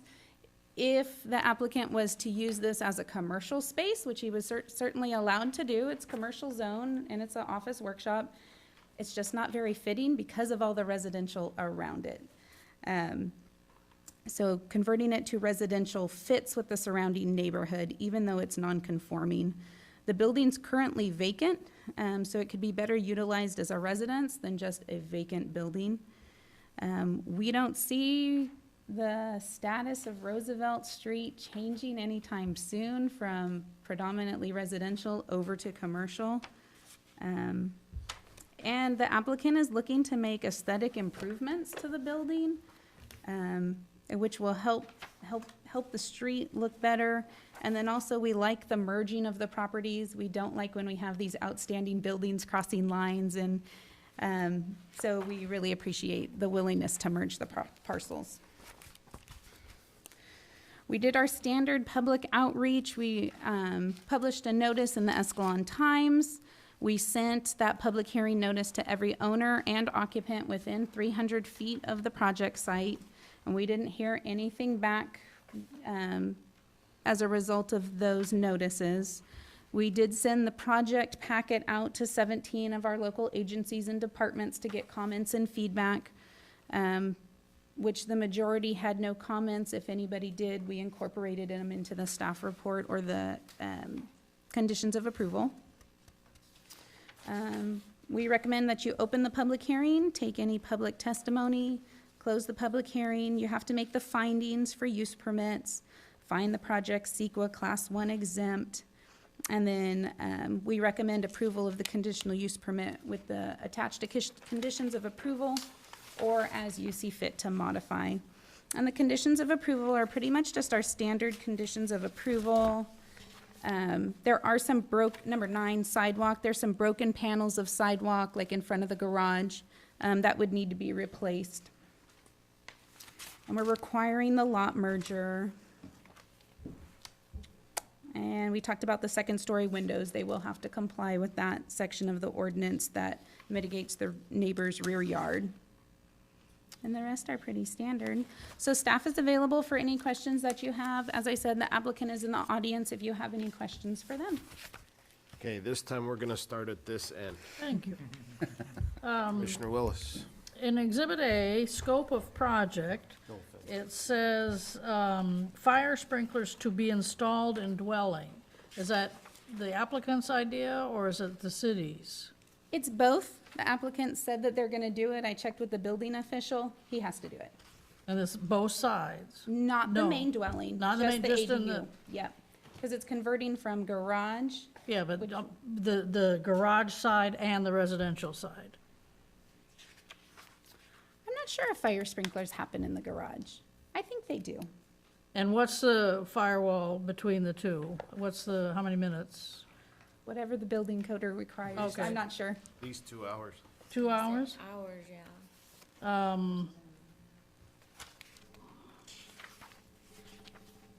And the exhibits, the drawings show a 3-bedroom layout, but it could be 2? I mean, we'll talk to the applicant, but.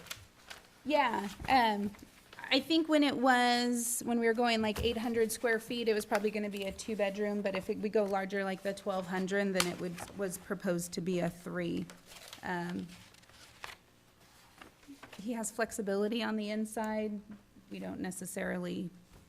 We're not too zoned in on what they're doing on the inside, as long as they meet building code. Okay, that's all I have. I have nothing. Sorry. Oh, sorry. I'll wait, keep the other one. We'll keep going this way. Commissioner Sarkozy. Okay.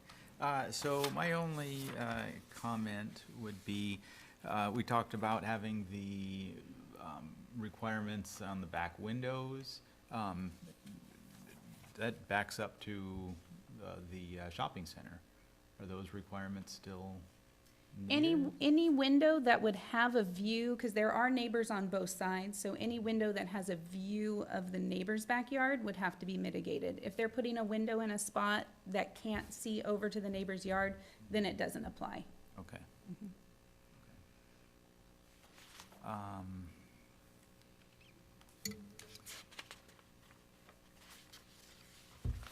That's all I have.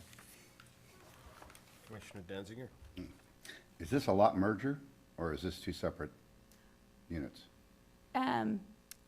Right now, it's 2 separate parcels, but we are requiring a lot merger. So it'll be a main house and converting the garage to an ADU. So it's gonna be one address. It's gonna be 1355 A for the main house and B for the ADU. I'm going back to the house next to the Lear property that Yes? that's looking beautiful, by the way. Right. And they have, I don't know, it's an ADU, but they have a secondary Above the garage. above the garage and behind. That was there. They added the one above the garage. What am I trying to say? Did we make them become an ADU on that property? Technically, it is a secondary dwelling on the property. He merged the parcels, because that also was 2 parcels that Right. we made him merge into one. We didn't have, like the ADU stuff. Well, he's got a At that sister time. living upstairs, I believe, or in the back. Was going to, once it's all done, yeah. Yeah. Mm-hmm. So are there gonna be any deed restrictions on that property? No, Okay, so that's, it's done. I'm yeah. trying to do apples and apples here. If we didn't Right. do that to that property, Yeah, are we, and that one's we be done. doing We that to don't go this? we don't go don't have retro. to retro, Back yeah. to, because there are other not places. asking you to, but if yeah. we don't have an ADU ordinance right now. So if what we did over there, is that akin to what they're asking to do? It's very similar, yeah. Does the owner live in the main house? He is planning on living in the Planning main. on moving there. On the other one on Coley, Yeah, the front was a house, the back was a garage, but it did have a studio apartment above it already. okay. And he expanded it, fully covered the garage. This one, the secondary dwelling, is not living space. No part of it is living space. The whole thing is being converted to living space. But, Not the whole thing. except for the garage, yeah. Okay, well, as much as I love low, moderate income housing, I don't know that we can push that on him, can we? On the Gus? That's something we'd have to find out, yeah, because with the ADU. For the ordinance, because for the ordinance, you're looking at making it ADA restricted. Yeah, and it's not here yet, so I don't know, you know, you've got a C2 that is non-conforming, and I don't have a problem with this being residential. I mean, it fits that neighborhood, you know, really well. It's just, I just want to make sure that we don't overextend what we ask them to do if it's not currently required. And so, you know, I don't know if they're willing to do a deed restriction and get that on there, but I'm not in a position to say, yeah, you got to do that. So since he's here under a conditional use permit, you could exempt it from that portion if you wanted to. Okay, Or you could condition it because it's a conditional use permit. Okay. You could go either direction because of his project's circumstance that has brought him here. and we'll chat with them when they get up there. Okay. Yeah, that's, okay. I have one question, that is my favorite topic these days, and that's sidewalks. So is he only required to replace the broken panels as opposed to replacing the entire sidewalk? So originally, after discussions with the engineer, it was gonna be brand-new curb gutter sidewalk. Okay, Roosevelt is very interesting because the street, we don't really know, I mean, I'm sure the engineer can look at lot lines and know, but it's not clear where the street ends. There's this interesting gravel area between the street and the people's sidewalk, and then they have the sidewalk. So where we can, we exercise flexibility. What's fair, replace the broken sidewalks. okay, thank you. And my only kind of question, and kind of go along with what Commissioner Danziger said, was I don't really think that we can enforce the ADU if we don't have an ADU ordinance in place. I mean, at this point, I think we should allow that flexibility up to the applicant, but we'll discuss it with the applicant. Any other questions for staff? Okay, with that, we will open the public hearing at 8:43 PM. Again, as a reminder, if you have any questions, comments, concerns, please come to the podium, state your name and your address. Where were we? Welcome back. Thank you. So, I think it's been covered. You have some questions for me? Are you, it looked like in your comments here that you were in favor of putting a deed restriction on that property for a low to moderate income. You aware of, I was told that it was 4 units or more in Escalon has affordable housing Right. restriction. So when we talk affordable housing, there is just a general affordable, meaning it's less expensive than our general market rate in Escalon. And then there's the city's definition of affordable housing, where we deed restrict you, it's based on your income. So in his letter, Mr. Gus was explaining that it's just more affordable than, say, your $1,800 a month standard house. Based on its size and location, it's relatively affordable to, you look it's on whatever, Craigslist. it's whatever you want to charge. Well, but, you know, you look on Craigslist, there's one house for rent in Escalon, it's $2,200. This Right. isn't a $2,200 unit, but it's gonna be high quality, smaller square footage, you know, maybe not Don't dispute any of that. Okay. But the price is set by the owner. by me, yes. I like what you're doing with the property. Oh, it's gonna look nice. Yeah, I don't have a problem with what you've got in there, and as I said, you know, the ADUs isn't part of us yet. Right. And it's unfortunate that it is going to become part of us, but, yeah, that was it, as far as I was concerned. Well, since we started at this end, keep it going, going. Commissioner Sarkozy. Yeah, I think it's a great project. I think it's a good solution to remove the lot line, make it one parcel. I do, when I've walked our dog through there, I've also wondered why it was street gravel and then sidewalk, so I appreciate the little history lesson there. Oh, you missed the last meeting. Yeah, you did. That was a lot of fun. Before that. On YouTube. Don't watch it. So I could provide some additional information on that street on Roosevelt. Roosevelt is an old street, so pavement index-wise, which you can scale streets on how much life they have in them. That's a below of 50, which requires a complete reconstruction. So at this time, that's why the city hasn't invested money on it to move forward, because that entire road, if we were to move forward with that project, needs to be completely reconstructed. So it's not worth investing money into at this time, and that's why. Oh, and probably the We more save traffic and- it gets is to the nursery rather than the residents. Yeah, Yeah, and then there's P&L. that as well, is knowing that whatever improvements we do make to it, they're going to be much more impacted than other areas of town, so. No, I just appreciate you coming forward with this and Thank you. providing all the plans. Appreciate it. Thank you. Mr. Castellanos? I know Roosevelt Avenue, and I think it's gonna be a great project that's gonna enhance that street, just as what's going on Coley. You know, that street wasn't looking good, and it's changing, so, you know, I think it's a good project, looking forward to it going forward. Good. Commissioner Willis? Dan, at this Yes. point, do you know whether it'll be 2-bedroom or 3-bedroom? Originally, it was 2 due to the square footage restriction that we talked about, but once we looked at this ordinance together, we said, oh, it could be 1,200 possibly, so I said, well, then maybe I'll go with the 3-2, but until I get approval, I'll take it back to the architect, and I could fit a 3-2 in 1,200 square feet, but if we went with the 800, which was a cheaper build, just with what's inside, it would only be a 2-2, so I'd prefer a 3-2.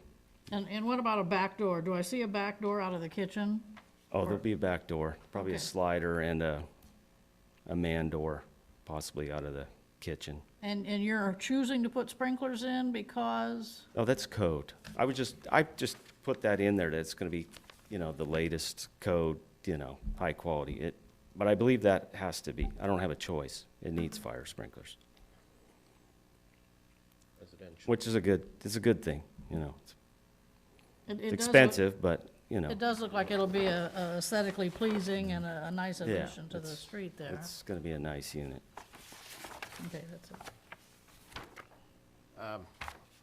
Kind of piggyback what everybody else says. Good job. Oh, thank you. Makes our job as planning commissioners a lot easier whenever we get a good, solid report from staff.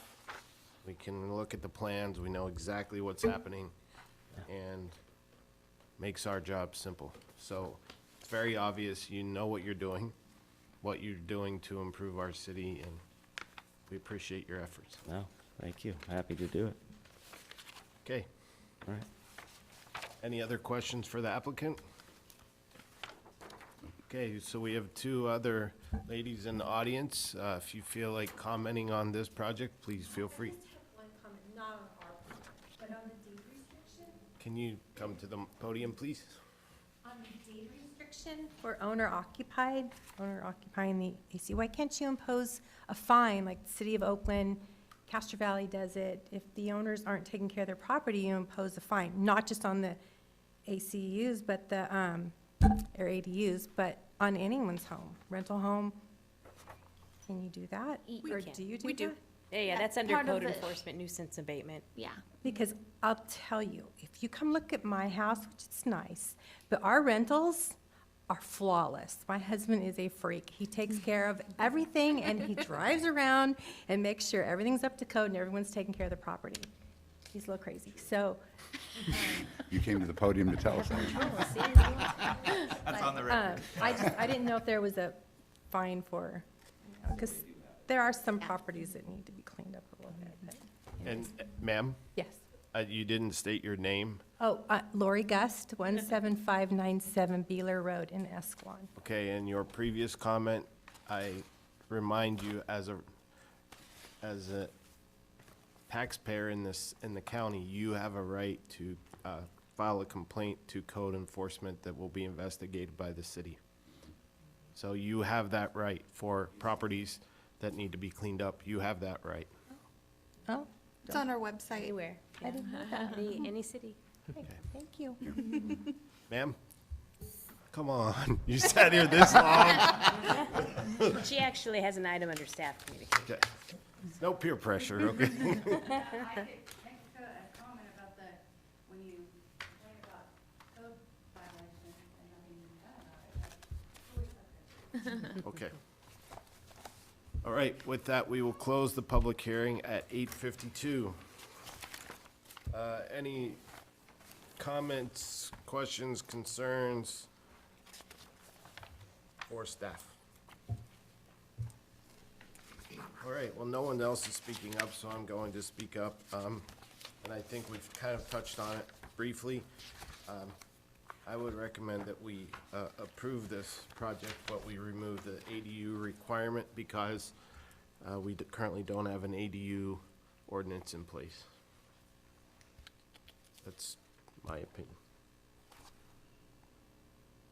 Yeah, I'll second that. I'll triplicate that. Well, when you say ADU requirement, what are you referring to? So if you read, it was presented in the staff report that this project is required to meet all of the requirements of the ADU ordinance. Oh, okay. We currently don't, Potential one, yeah. we currently don't have an ADU ordinance, so how can we mandate that on the applicant if we don't have an ordinance? Because we get 120 days to process it on the receipt of that application, so the 120-day clock doesn't start until we receive the application for it. So we don't have it right now, and if it was to be turned in tomorrow, it'd be 120 days from then, which if we continue to move forward with this, Well, we're already gonna miss approved. 30 days to come yeah. back to us. So it's, I mean, it's And a then we may close not cut. vote for it anyway, and then the city council may not vote for it. Yeah, and so then, because we don't have the ordinance in place, if you wanted to move forward with that, it would be under state mandate. We can't use our existing ordinance, we can't use this new one yet, so his permit would be processed under the state mandated rules. Can we remove all of that and just do similar to what we did with the other project that Commissioner Danziger mentioned? Because we didn't have anything related to ADUs or affordable housing or anything like that for that particular project. Are you talking about the one on Coley? Yes. He was already existing, so he had two ADUs, and so he just updated one and added to the other one. This would be a new ADU. So it's different in that aspect that it wasn't, So but isn't one of them existing and then the other one he's just adding on to? Is that what you just said? Sorry. That is, yeah. So the one on Coley, he already had an existing, he was just adding on to it, so he's. So if he kinda doesn't, off. if he doesn't have it one property and he keeps it two, and we say, okay, you can convert your C2 into a R1, then he's not subject to any state or local ADU, or he just has to knock down the His lot- garage. His lots and- were so small, I don't know that we would have let him keep it as two. I say let the state come in and enforce it until we have our own. You know, I don't have a problem approving this project. So do we want to remove the requirement for ADU? That's a discussion. How can you remove what you don't have? You just don't include it in your, In your condition of approval? right? Okay. So I made a suggestion because I didn't make a motion. So do we have a motion on the table Yeah, it doesn't really apply anyway. to make the findings required per section 17.56.030. Do we find the project CEQA Class 1 categorically exempt, and approve the conditional use permit with the conditions of approval with any amendments or modifications? I do. Okay. I'll second. I What- do. What modifications would you like? The ones you just talked about. What you said. Yeah. Okay, what you so, said. To not subject this Commissioner? project to the new ADU ordinance in process. So you remove that condition that has there, yeah. Remove that condition. okay, so we're removing that condition, and, I think we No, need, don't add to it now. well, we need to encapsulate what Commissioner Sarkozy said with condition number 15, that the second-story windows are only applicable into the neighbor's yards, anything that faces the plaza. Yeah, But that's understood, isn't it? that's what the code Yeah. requires. Yeah, that's That's in code the required. finding. If it only Yeah. views the neighbor's rear yard, that's what the code requires. If it views the neighbor's rear yard, you have to mitigate that window. Okay. Yeah. Okay, so, So I we have a motion. motion. We have a motion. Do we have I a have a- second? Second. Down there. Okay. Seconded it. All those in favor, please respond by saying aye. Aye. All those opposed? Congratulations. All right, feel free to stick around for a few more minutes if you don't mind. Stick around 'cause for no- normally no- people no just get cookies up and and leave.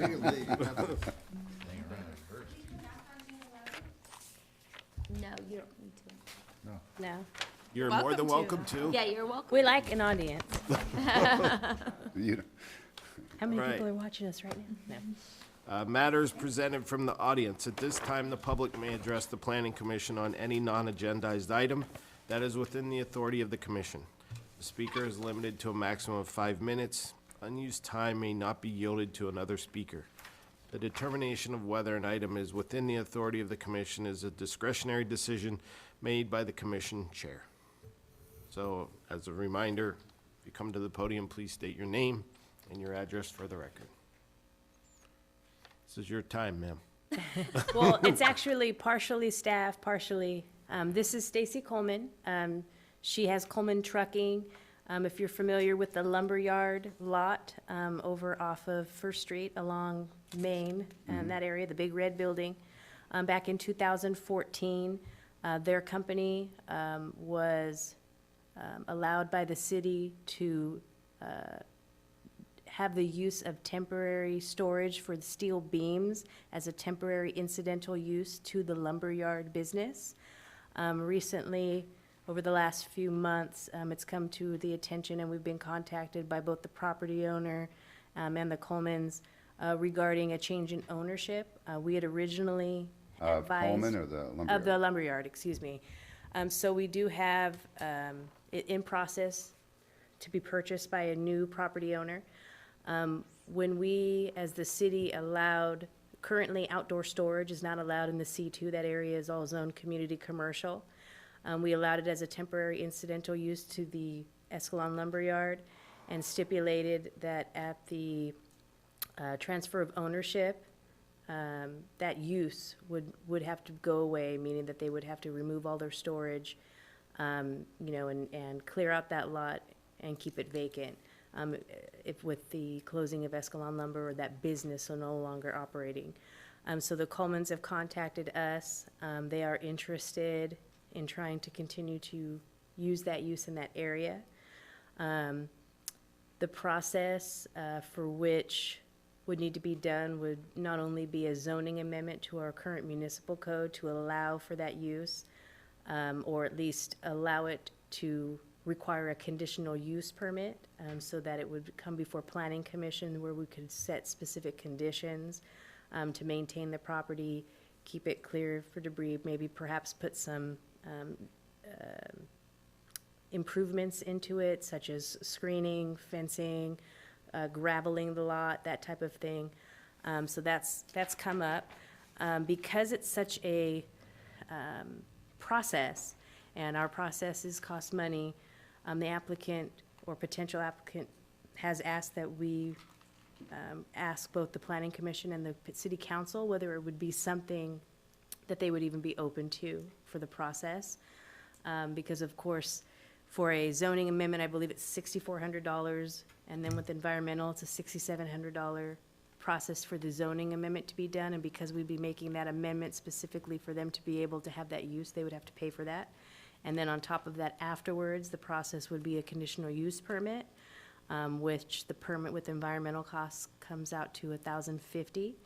On top of that as well, any improvements that we would condition into that property, if the planning commission and the city council were open to allowing that use to be conducted there continuously,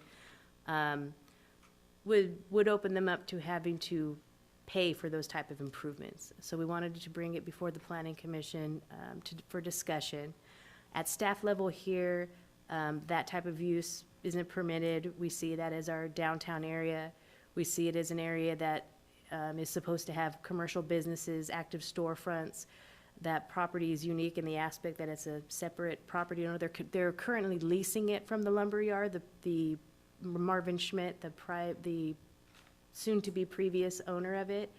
But after the lease is up in 8 years, it would transfer ownership over to them, and they could exercise that right quicker than that. So they, in essence, would be the property owner. It's different in the aspect that it's a vacant lot. It doesn't have a storefront on it.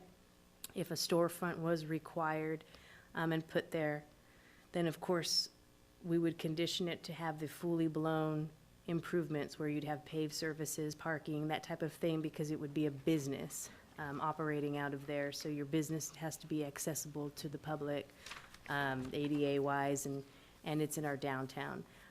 So I don't know if you have any other questions or if you want to provide some feedback. They would be looking to do that. In most aspects, would be permanently, correct? So what we have discussed with Stacy was the requirement that us as city staff would recommend that if it was allowed and we moved forward with the zoning amendment, which required the conditional use permit, and if this was the direction that both the planning commission and the city council would move forward with, we would be conditioning, or ask that the planning commission would consider applying a condition to the lot where it's reviewed either annually or has an expiration date. You typically don't have we don't have projects that come forward that are like that in that manner, but we do have the flexibility where it would be required to come back to us every so many years for like a renewal or a review of the property to make sure it's still in compliance. We had a number of other issues which were related to the fencing and the screening and providing gravel and those type of things just to make it more aesthetically pleasing if it was the direction you wanted to go in. And so Ms. Coleman is available if you have additional questions. And then I'm available as well. I don't want to get into it all tonight. No, I realize that. Just off the top, Yes. what value do they add to the city, tax base wise? Do they cost more than they get, or vice versa? What does the rest of the neighborhood think? Did you guys buy the lumberyard No, the lumberyard is being purchased by somebody else. by somebody else? But our 2 parcels are still owned by the Schmidts until the lease transfers to us in a few years. I'd like to, if and when that comes up, I'd like to hear from the Schmidts and what their relationship is and how they see it. And going forward, I'd like to hear from the Gus, perhaps, what they think of the trucks coming down the street. So that would be the process of conditional use permit. We would mail out to all the surrounding business owners and residents that are in that 300-foot radius, which would also include the railroad and any utility companies, all those that would be impacted and could provide feedback.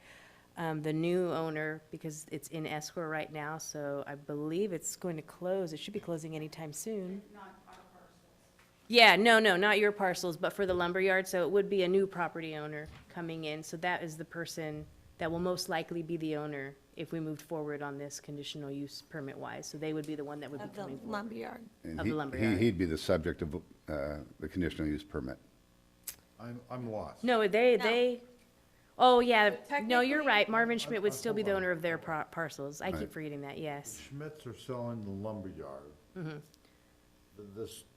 This deal is not On those the parcels. property that, Parcel. Separate So- parcels.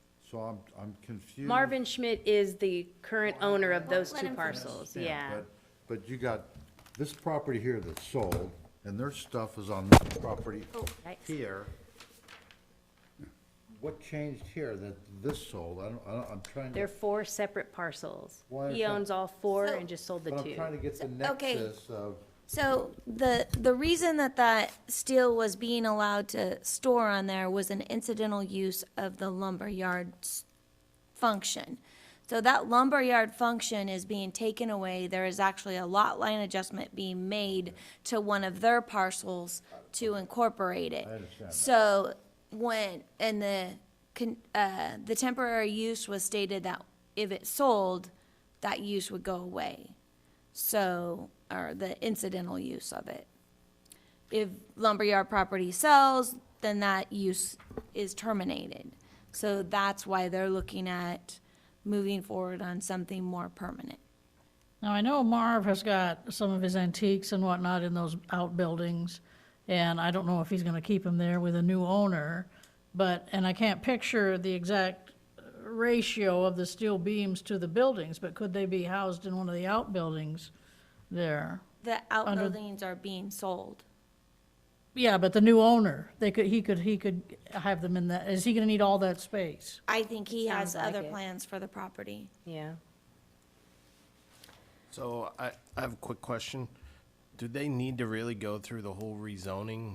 Can we just do a conditional use permit for those two lots? No, we cannot. We've had similar circumstances come in, and because our list of permitted uses says no, that has to be updated in order to allow for it. Even a conditional use permit can't get through that. You have to update it to require a conditional use permit, then you would go through the conditional use permit process. Okay. And so what we've done in the past, because it's not a permitted use, is that's how we were able to provide that flexibility, was because it was attached to that business, but we stipulated that once that business closed down, it was no longer allowed because it's not a primary, there's no primary use, there's no storefront to connect it to. It's a vacant lot that's just has storage, so. Sounds to me And it's like- not zoned for that. Sounds to me like there needs to be additional communications had, and then we can discuss it further from the planning commission. You know, we can't. Right now, it was just a matter of, the applicants wanting to know, is it worth their money to move forward? That's their decision. Yeah, I don't think we can make that decision for them. That's a business decision. Yeah, it's unfortunate that, surprised all those costs just add up real quickly, but, Yeah. yeah, it's hard to say which way it would go. And so when we're asked, to see if there's a way that we could find out, we do our best as staff to try to do that as best as we can, because, it's just the way it is, it's how process is, but we try. Well, if there's and a I think, possibility. for you, we're not saying no. We just can't make the decision for you because it's a business-related decision. Because, I was just wondering if you would be open to even considering it.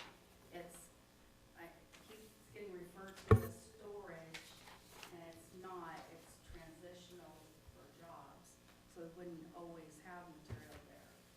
The other thing is they're saying that once the property is sold, we have to move everything, but the Schmidts it says in the sales contract, will continue to use the store, keep the store open for another year.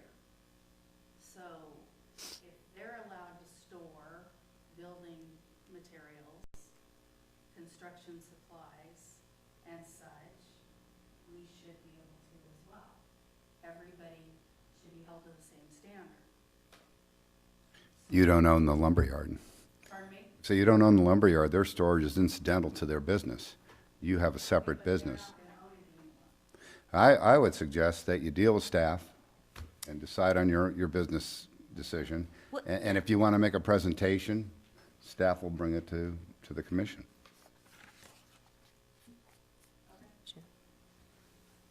but to answer your question, like my first point, I don't think we're saying no. Right. I think we need more information in order to make that decision. So we're not slamming the door, we're just saying, work with staff, bring us more information. We're having another meeting in June, and if you can bring us more information at that time, we can consider it.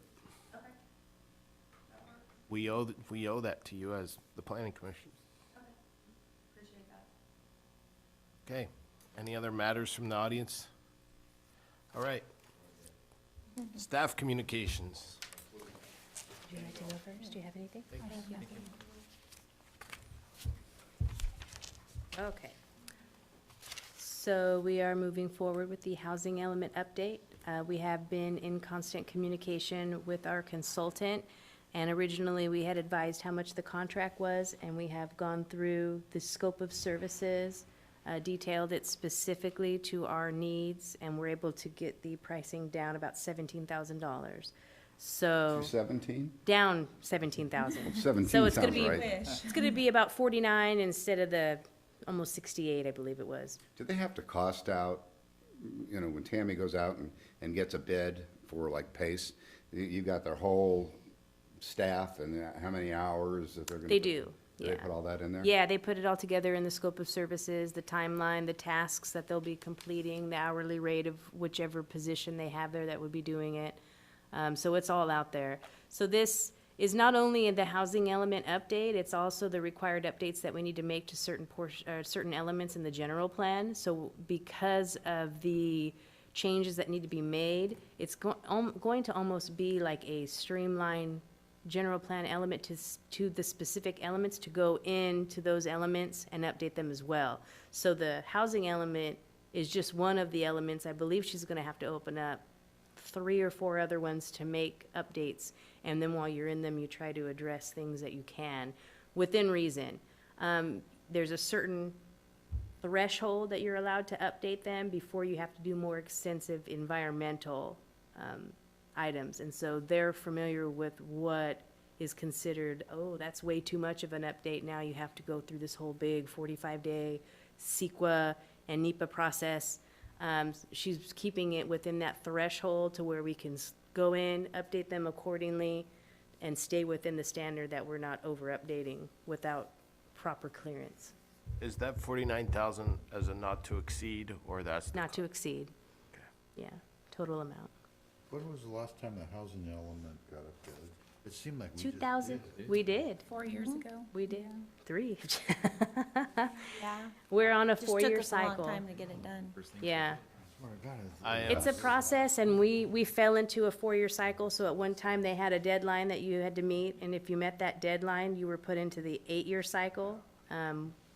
We weren't able to meet that deadline, and so they stuck us into the 4-year cycle, so we have to go through 2 4-year cycles before they'll put us on the 8-year cycle. This is our first of the 4-year, then we have to do another one in another 3 to 4 years, and then they would stick us on the 8-year route.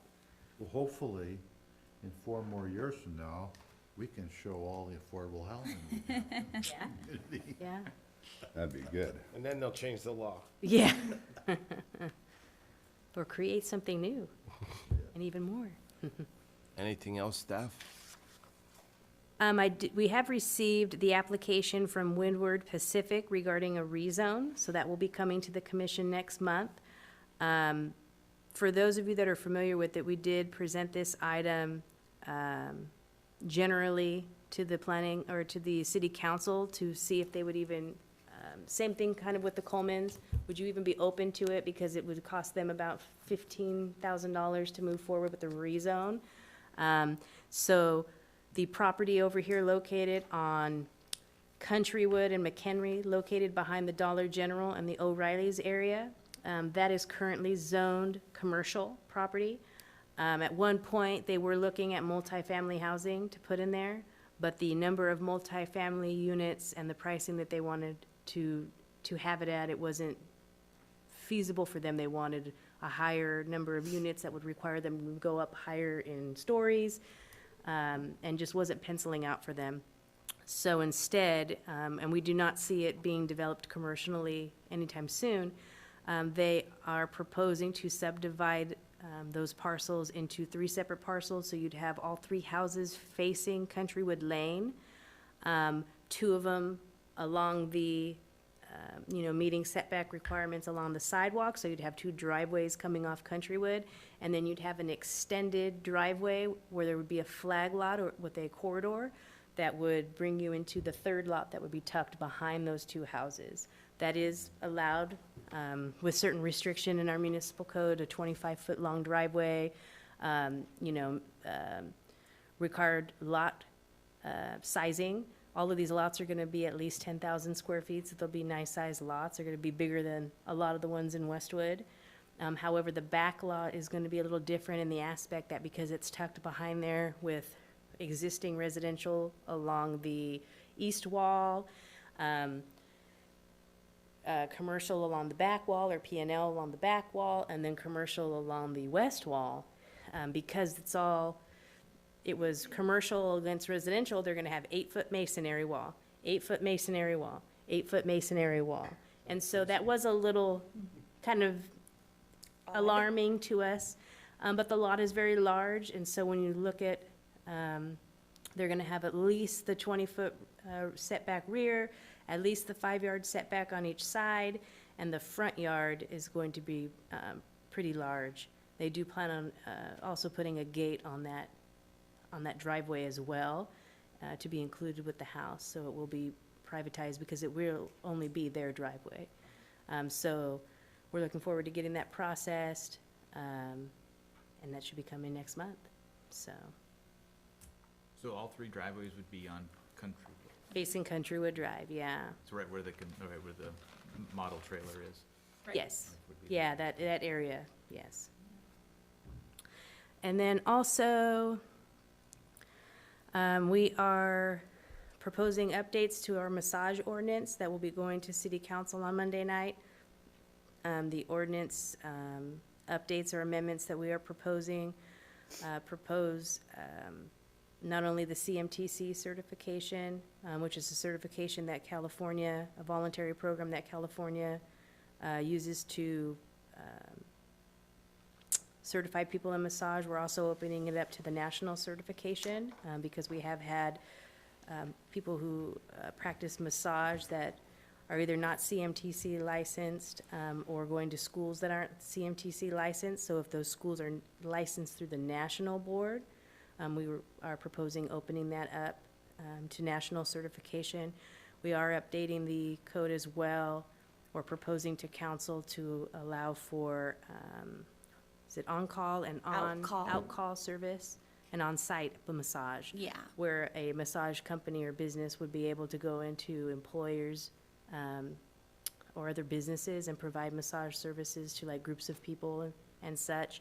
And we are also providing some exemptions, which would specifically be towards types of massage like Reiki and as well as reflexology, which are currently exempt in the business profession code. We didn't have that listed in our original ordinance. So this would also allow people who are practicing those type of massage that aren't necessarily dealing with people who are disrobing or staying in specific areas of the body, that they would be able to do that without a CMTC certification. And I believe that's all I have this time. I have nothing. I have nothing. We will be holding, we're gonna incorporate another community meeting with our budget workshop on June 17th at 6 p.m. And it will be here in the council chambers. 6 p.m.? And then there'll be a meeting at 7 p.m. that the council will consider the budget at.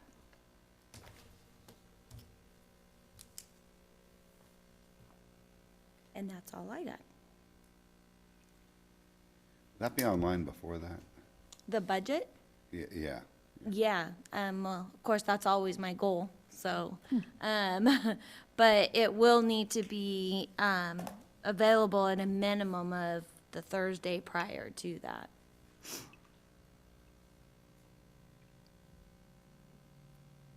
All right. Commission communications.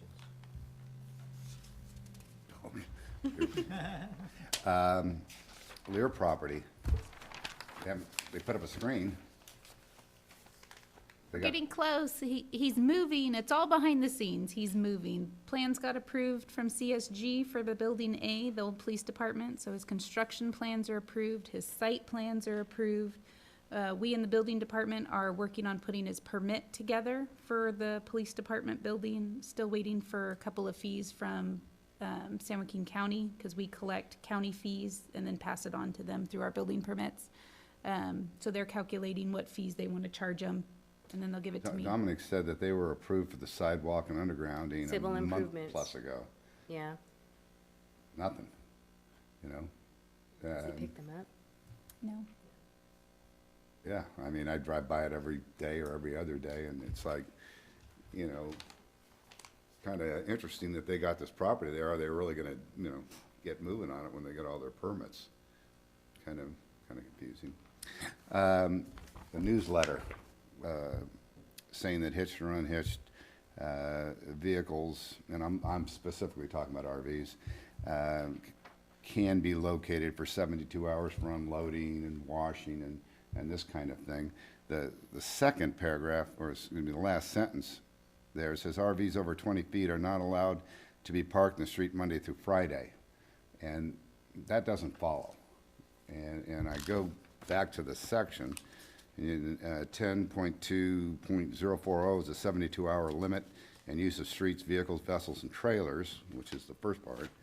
And the second part is exemptions. And it says, this section does not apply to any person loading, unloading, cleaning oversized vehicles or trailers, as long as said oversized vehicle or trailer is parked in a public way for no more than 72 hours. So you can't have it both ways. A weekend's only 48, so if you can't use a Friday or a Monday, and I don't think that's the intent here. I think that needs to be cleaned up, and maybe unfortunate that got put in here. And I think you need to emphasize, I think what you're trying to emphasize is the 72-hour limit for these kind of vehicles. And if they're gonna be there longer than that, they have to move within over 1/10 of a mile. And if they're gonna be there longer than that, they need to get a permit from the police chief. So I saw that and I thought, holy mackerel, I can't bring my trailer, you know, when I'm gonna take off on a Wednesday, I can't bring it on a Monday, you know, plug it in, get it ready, and then haul off. And that's not the case. I'm able to do that because of the exemption in the code. So I point that out as something I'd leave out in the future. And as I talked to Dominic about, I asked, did anybody else have a concern about that? And she said, nobody else reads this thing. That's the response we get when we say it's in the newsletter. Yeah, Well, it's true. I don't read that thing. I was gonna say, where'd you get it? that's it. Where you said, where'd you get it? Comes in your bill, and it's also available on our website. Tell them about all the meetings and everything, too. Get my bill online.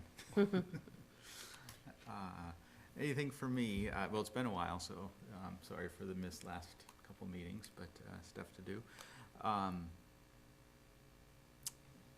I'm thinking back, went to the opening of the vet place. That was a good turnout. I know that goes way back, a couple months, but that was, it was enjoyable. It was years ago. No, I'm kidding. No, they've closed since then, but So, no, no, thank you for all the hard work. I know that first section was a doozy. yeah. So appreciate that. I know that wasn't easy, and certainly is a burden on the resources and both financially and for staff, so thank you.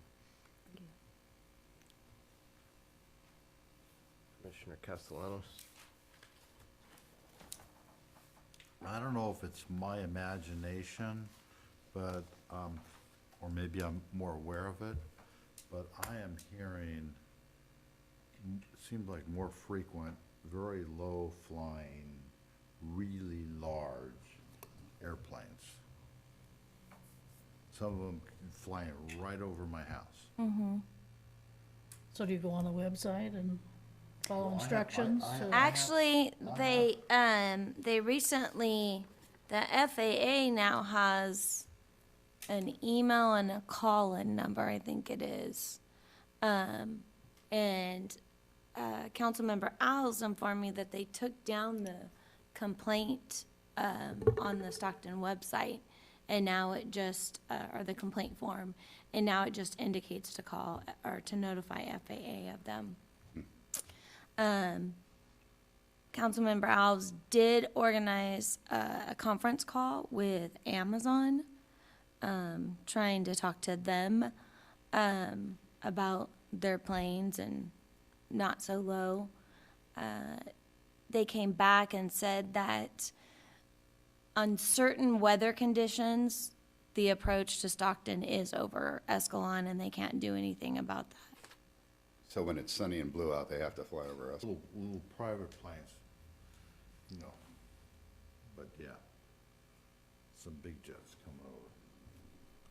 Not quite as bad as Sacramento Airport, but it seems to be getting there. So I just want to have that on record again. Okay. I like how on top of the marijuana situation we are. We're somewhat proactive in spite of the fact that the state is now saying that you have to sell it in your community, even if your community voted against You have to allow selling it. delivery. Delivery. You have to allow for it to be delivered That's into not town. what was on the news today or Is yesterday. there another update? I haven't heard that. I didn't hear delivery, but it just, no matter what we want, it sounds like the state's gonna make us do what they want us to do. Yeah. And, but I still think we need to solidify, what the city's going after. And then I'm gonna bring up Airbnb again. I mean, it was months ago that I was at a restaurant here in town, and the wait staff told me, somebody came into the restaurant from down the street and said, oh yeah, we're staying at an Airbnb down the Yeah. street, and we're here for breakfast, And the same individual I referenced earlier, his son rents his place out as an Airbnb down in San Diego. He makes buku bucks, but of course, San Diego, you've got a lot more attractions for people. Yeah. Here, I mean, we've got Yosemite, San Francisco, we've got things that people might want to go to, but it just seems like we need to get on top of it and be proactive rather than reactive as far as our code. The last thing, I went to Orlando's in Linden, had a nice lunch, looked around to see what Orlando's was gonna look like here. I don't see how they can put up the same thing. I mean, they've got gas pumps, they've got parking for a lot of cars, they've got groceries, they've got the eating section. I don't see how they can do that in the big boy store, but I think it could be a real nice, addition, assuming they're still going, Yes, yeah, he actually had an appointment and met with our building inspector and city engineer a few weeks ago. He's in process of getting his plans prepared to submit. We've talked to him about the location. I mean, it's definitely gonna be a smaller version than what he's got in Linden. I think the one in Linden's a 2-acre parcel. Yeah, probably. However, he's advised us that he's been able to meet our parking requirement. They've done some modification on how it's going to be laid out and whatnot. The building's gonna remain the same. On the outside, obviously, they're gonna go in and everything is original from when the building first opened. So he has to go in and replace all the refrigeration, all of the mechanical equipment, all of the lighting, all of that stuff's gonna be replaced and updated, because he just says it doesn't pencil out because energy efficiency wise, they're just not efficient at all. So it's gonna be more in-house. He is going to be putting in 4 gas station pumps, which is a permitted use in that area. We haven't seen the site plan, though. He's supposed to be submitting one to us. We've asked a few times. But he appears to be somebody that just wants everything to be perfect. So it's taken a long while to get there.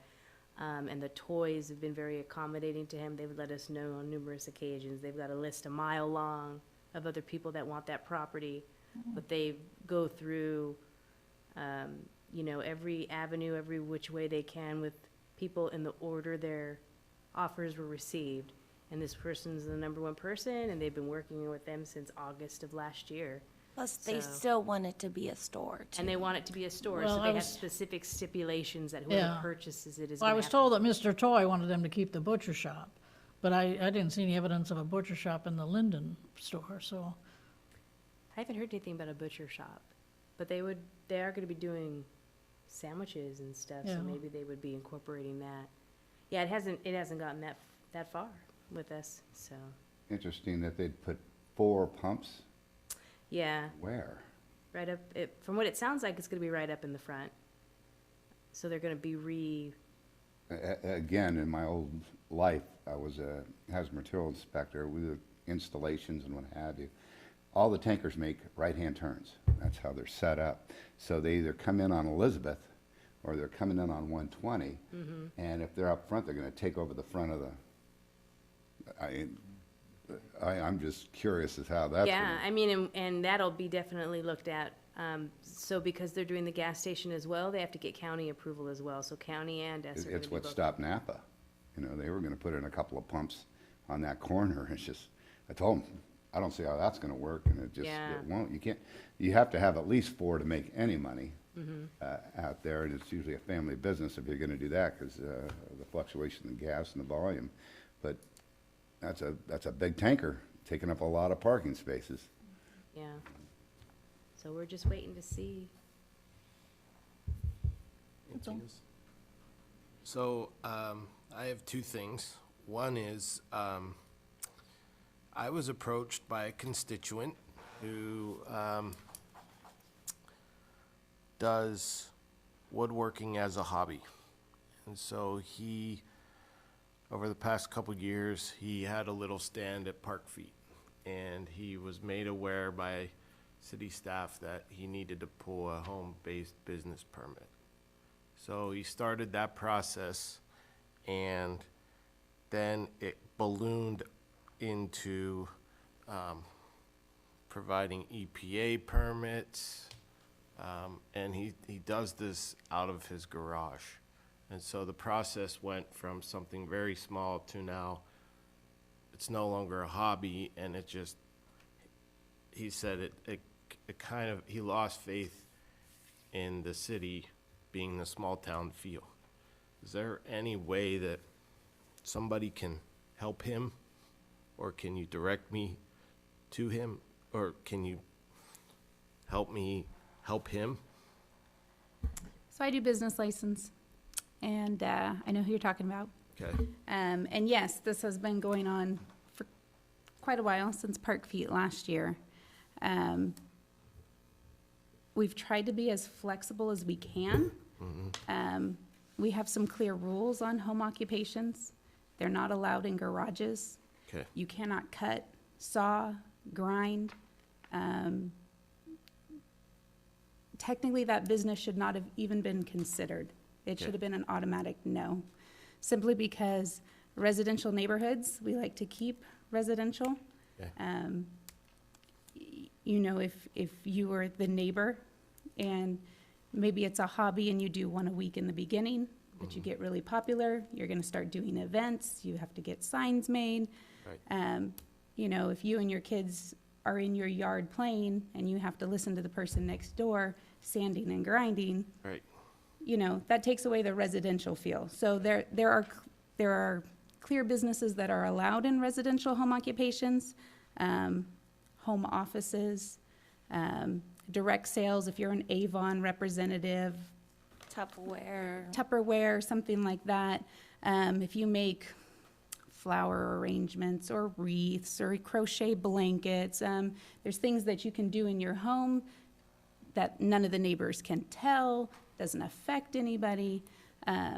So we tried to exercise flexibility with that business where we could, because we don't like to tell people no. But when we reached out to the different departments, reach out to fire department, they have certain requirements, because there's painting in the garage. You have your water heater in the garage, which is gas. So if you have those fumes, home occupation, if that person was to be able to do in their garage, which we don't typically let anybody do it in their garage, you have to keep the door closed. We don't want the neighbors going by, seeing all your workshop in your garage. But the fire department was concerned if your garage door is closed, you're not getting ventilation with those fumes, we're gonna have a problem. So that situation was complicated. Okay.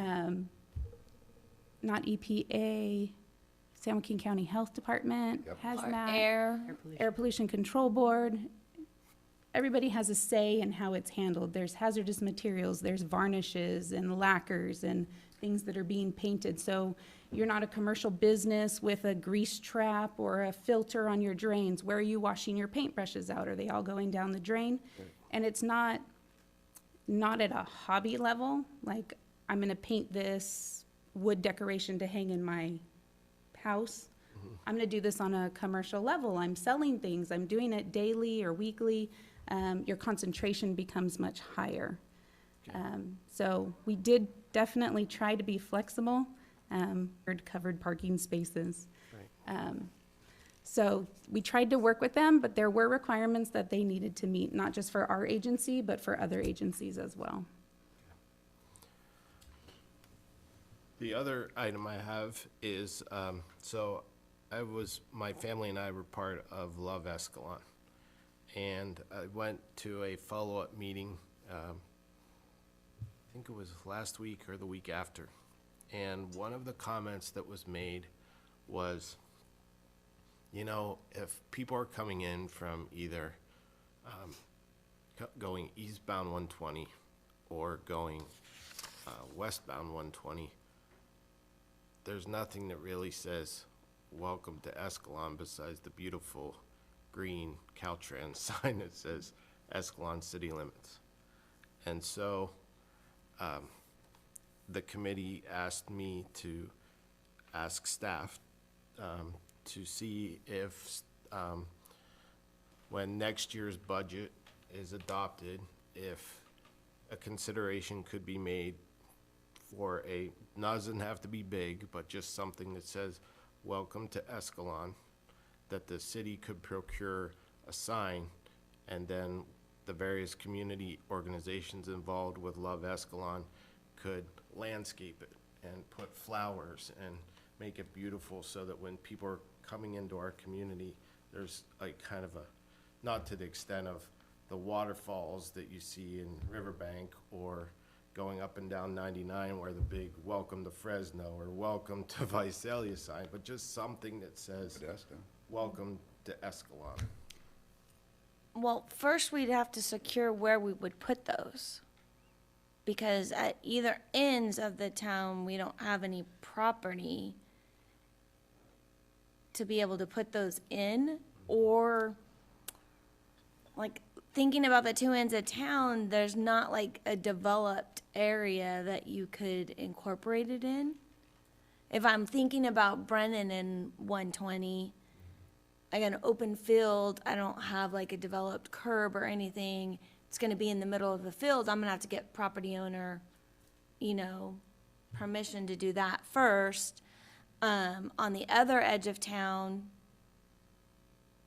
I don't even know. Paddocks and Lopez Imports are the borders. Don't we have a sign in front of Rite Aid with all the service clubs? Yes, and- in front of Rite Aid, there is a sign there that's not on the entrance of the Yeah. city. But, and pretty much for next year's budget, it's like basically getting close to being done. Hold up signs. Right? So I don't know that I would be able to Clock put something and a together to be able to sign. incorporate it in there. And it's not strictly a city thing. The chamber could have a fundraiser and work with other organizations in the community to do something like that. It's just the spot of where to put it is what is struggling in my mind mostly. So maybe I will approach the chamber and other community organizations about it and say, what can we do? Because like one of the things that they were talking about was having a sign, not the marquee sign that everybody sees going on McHenry, but just something, because when they did the planting of the flowers at Van Allen, they were disappointed that there weren't enough. They wanted to keep planting, and I said, well, Got some space in my yard.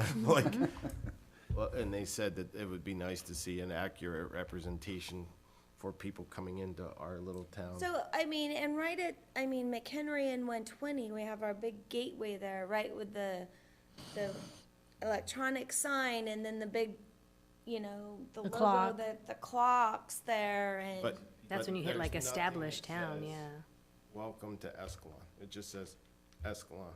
And so everybody's saying, well, you know, if we really want people to feel welcome into our little town.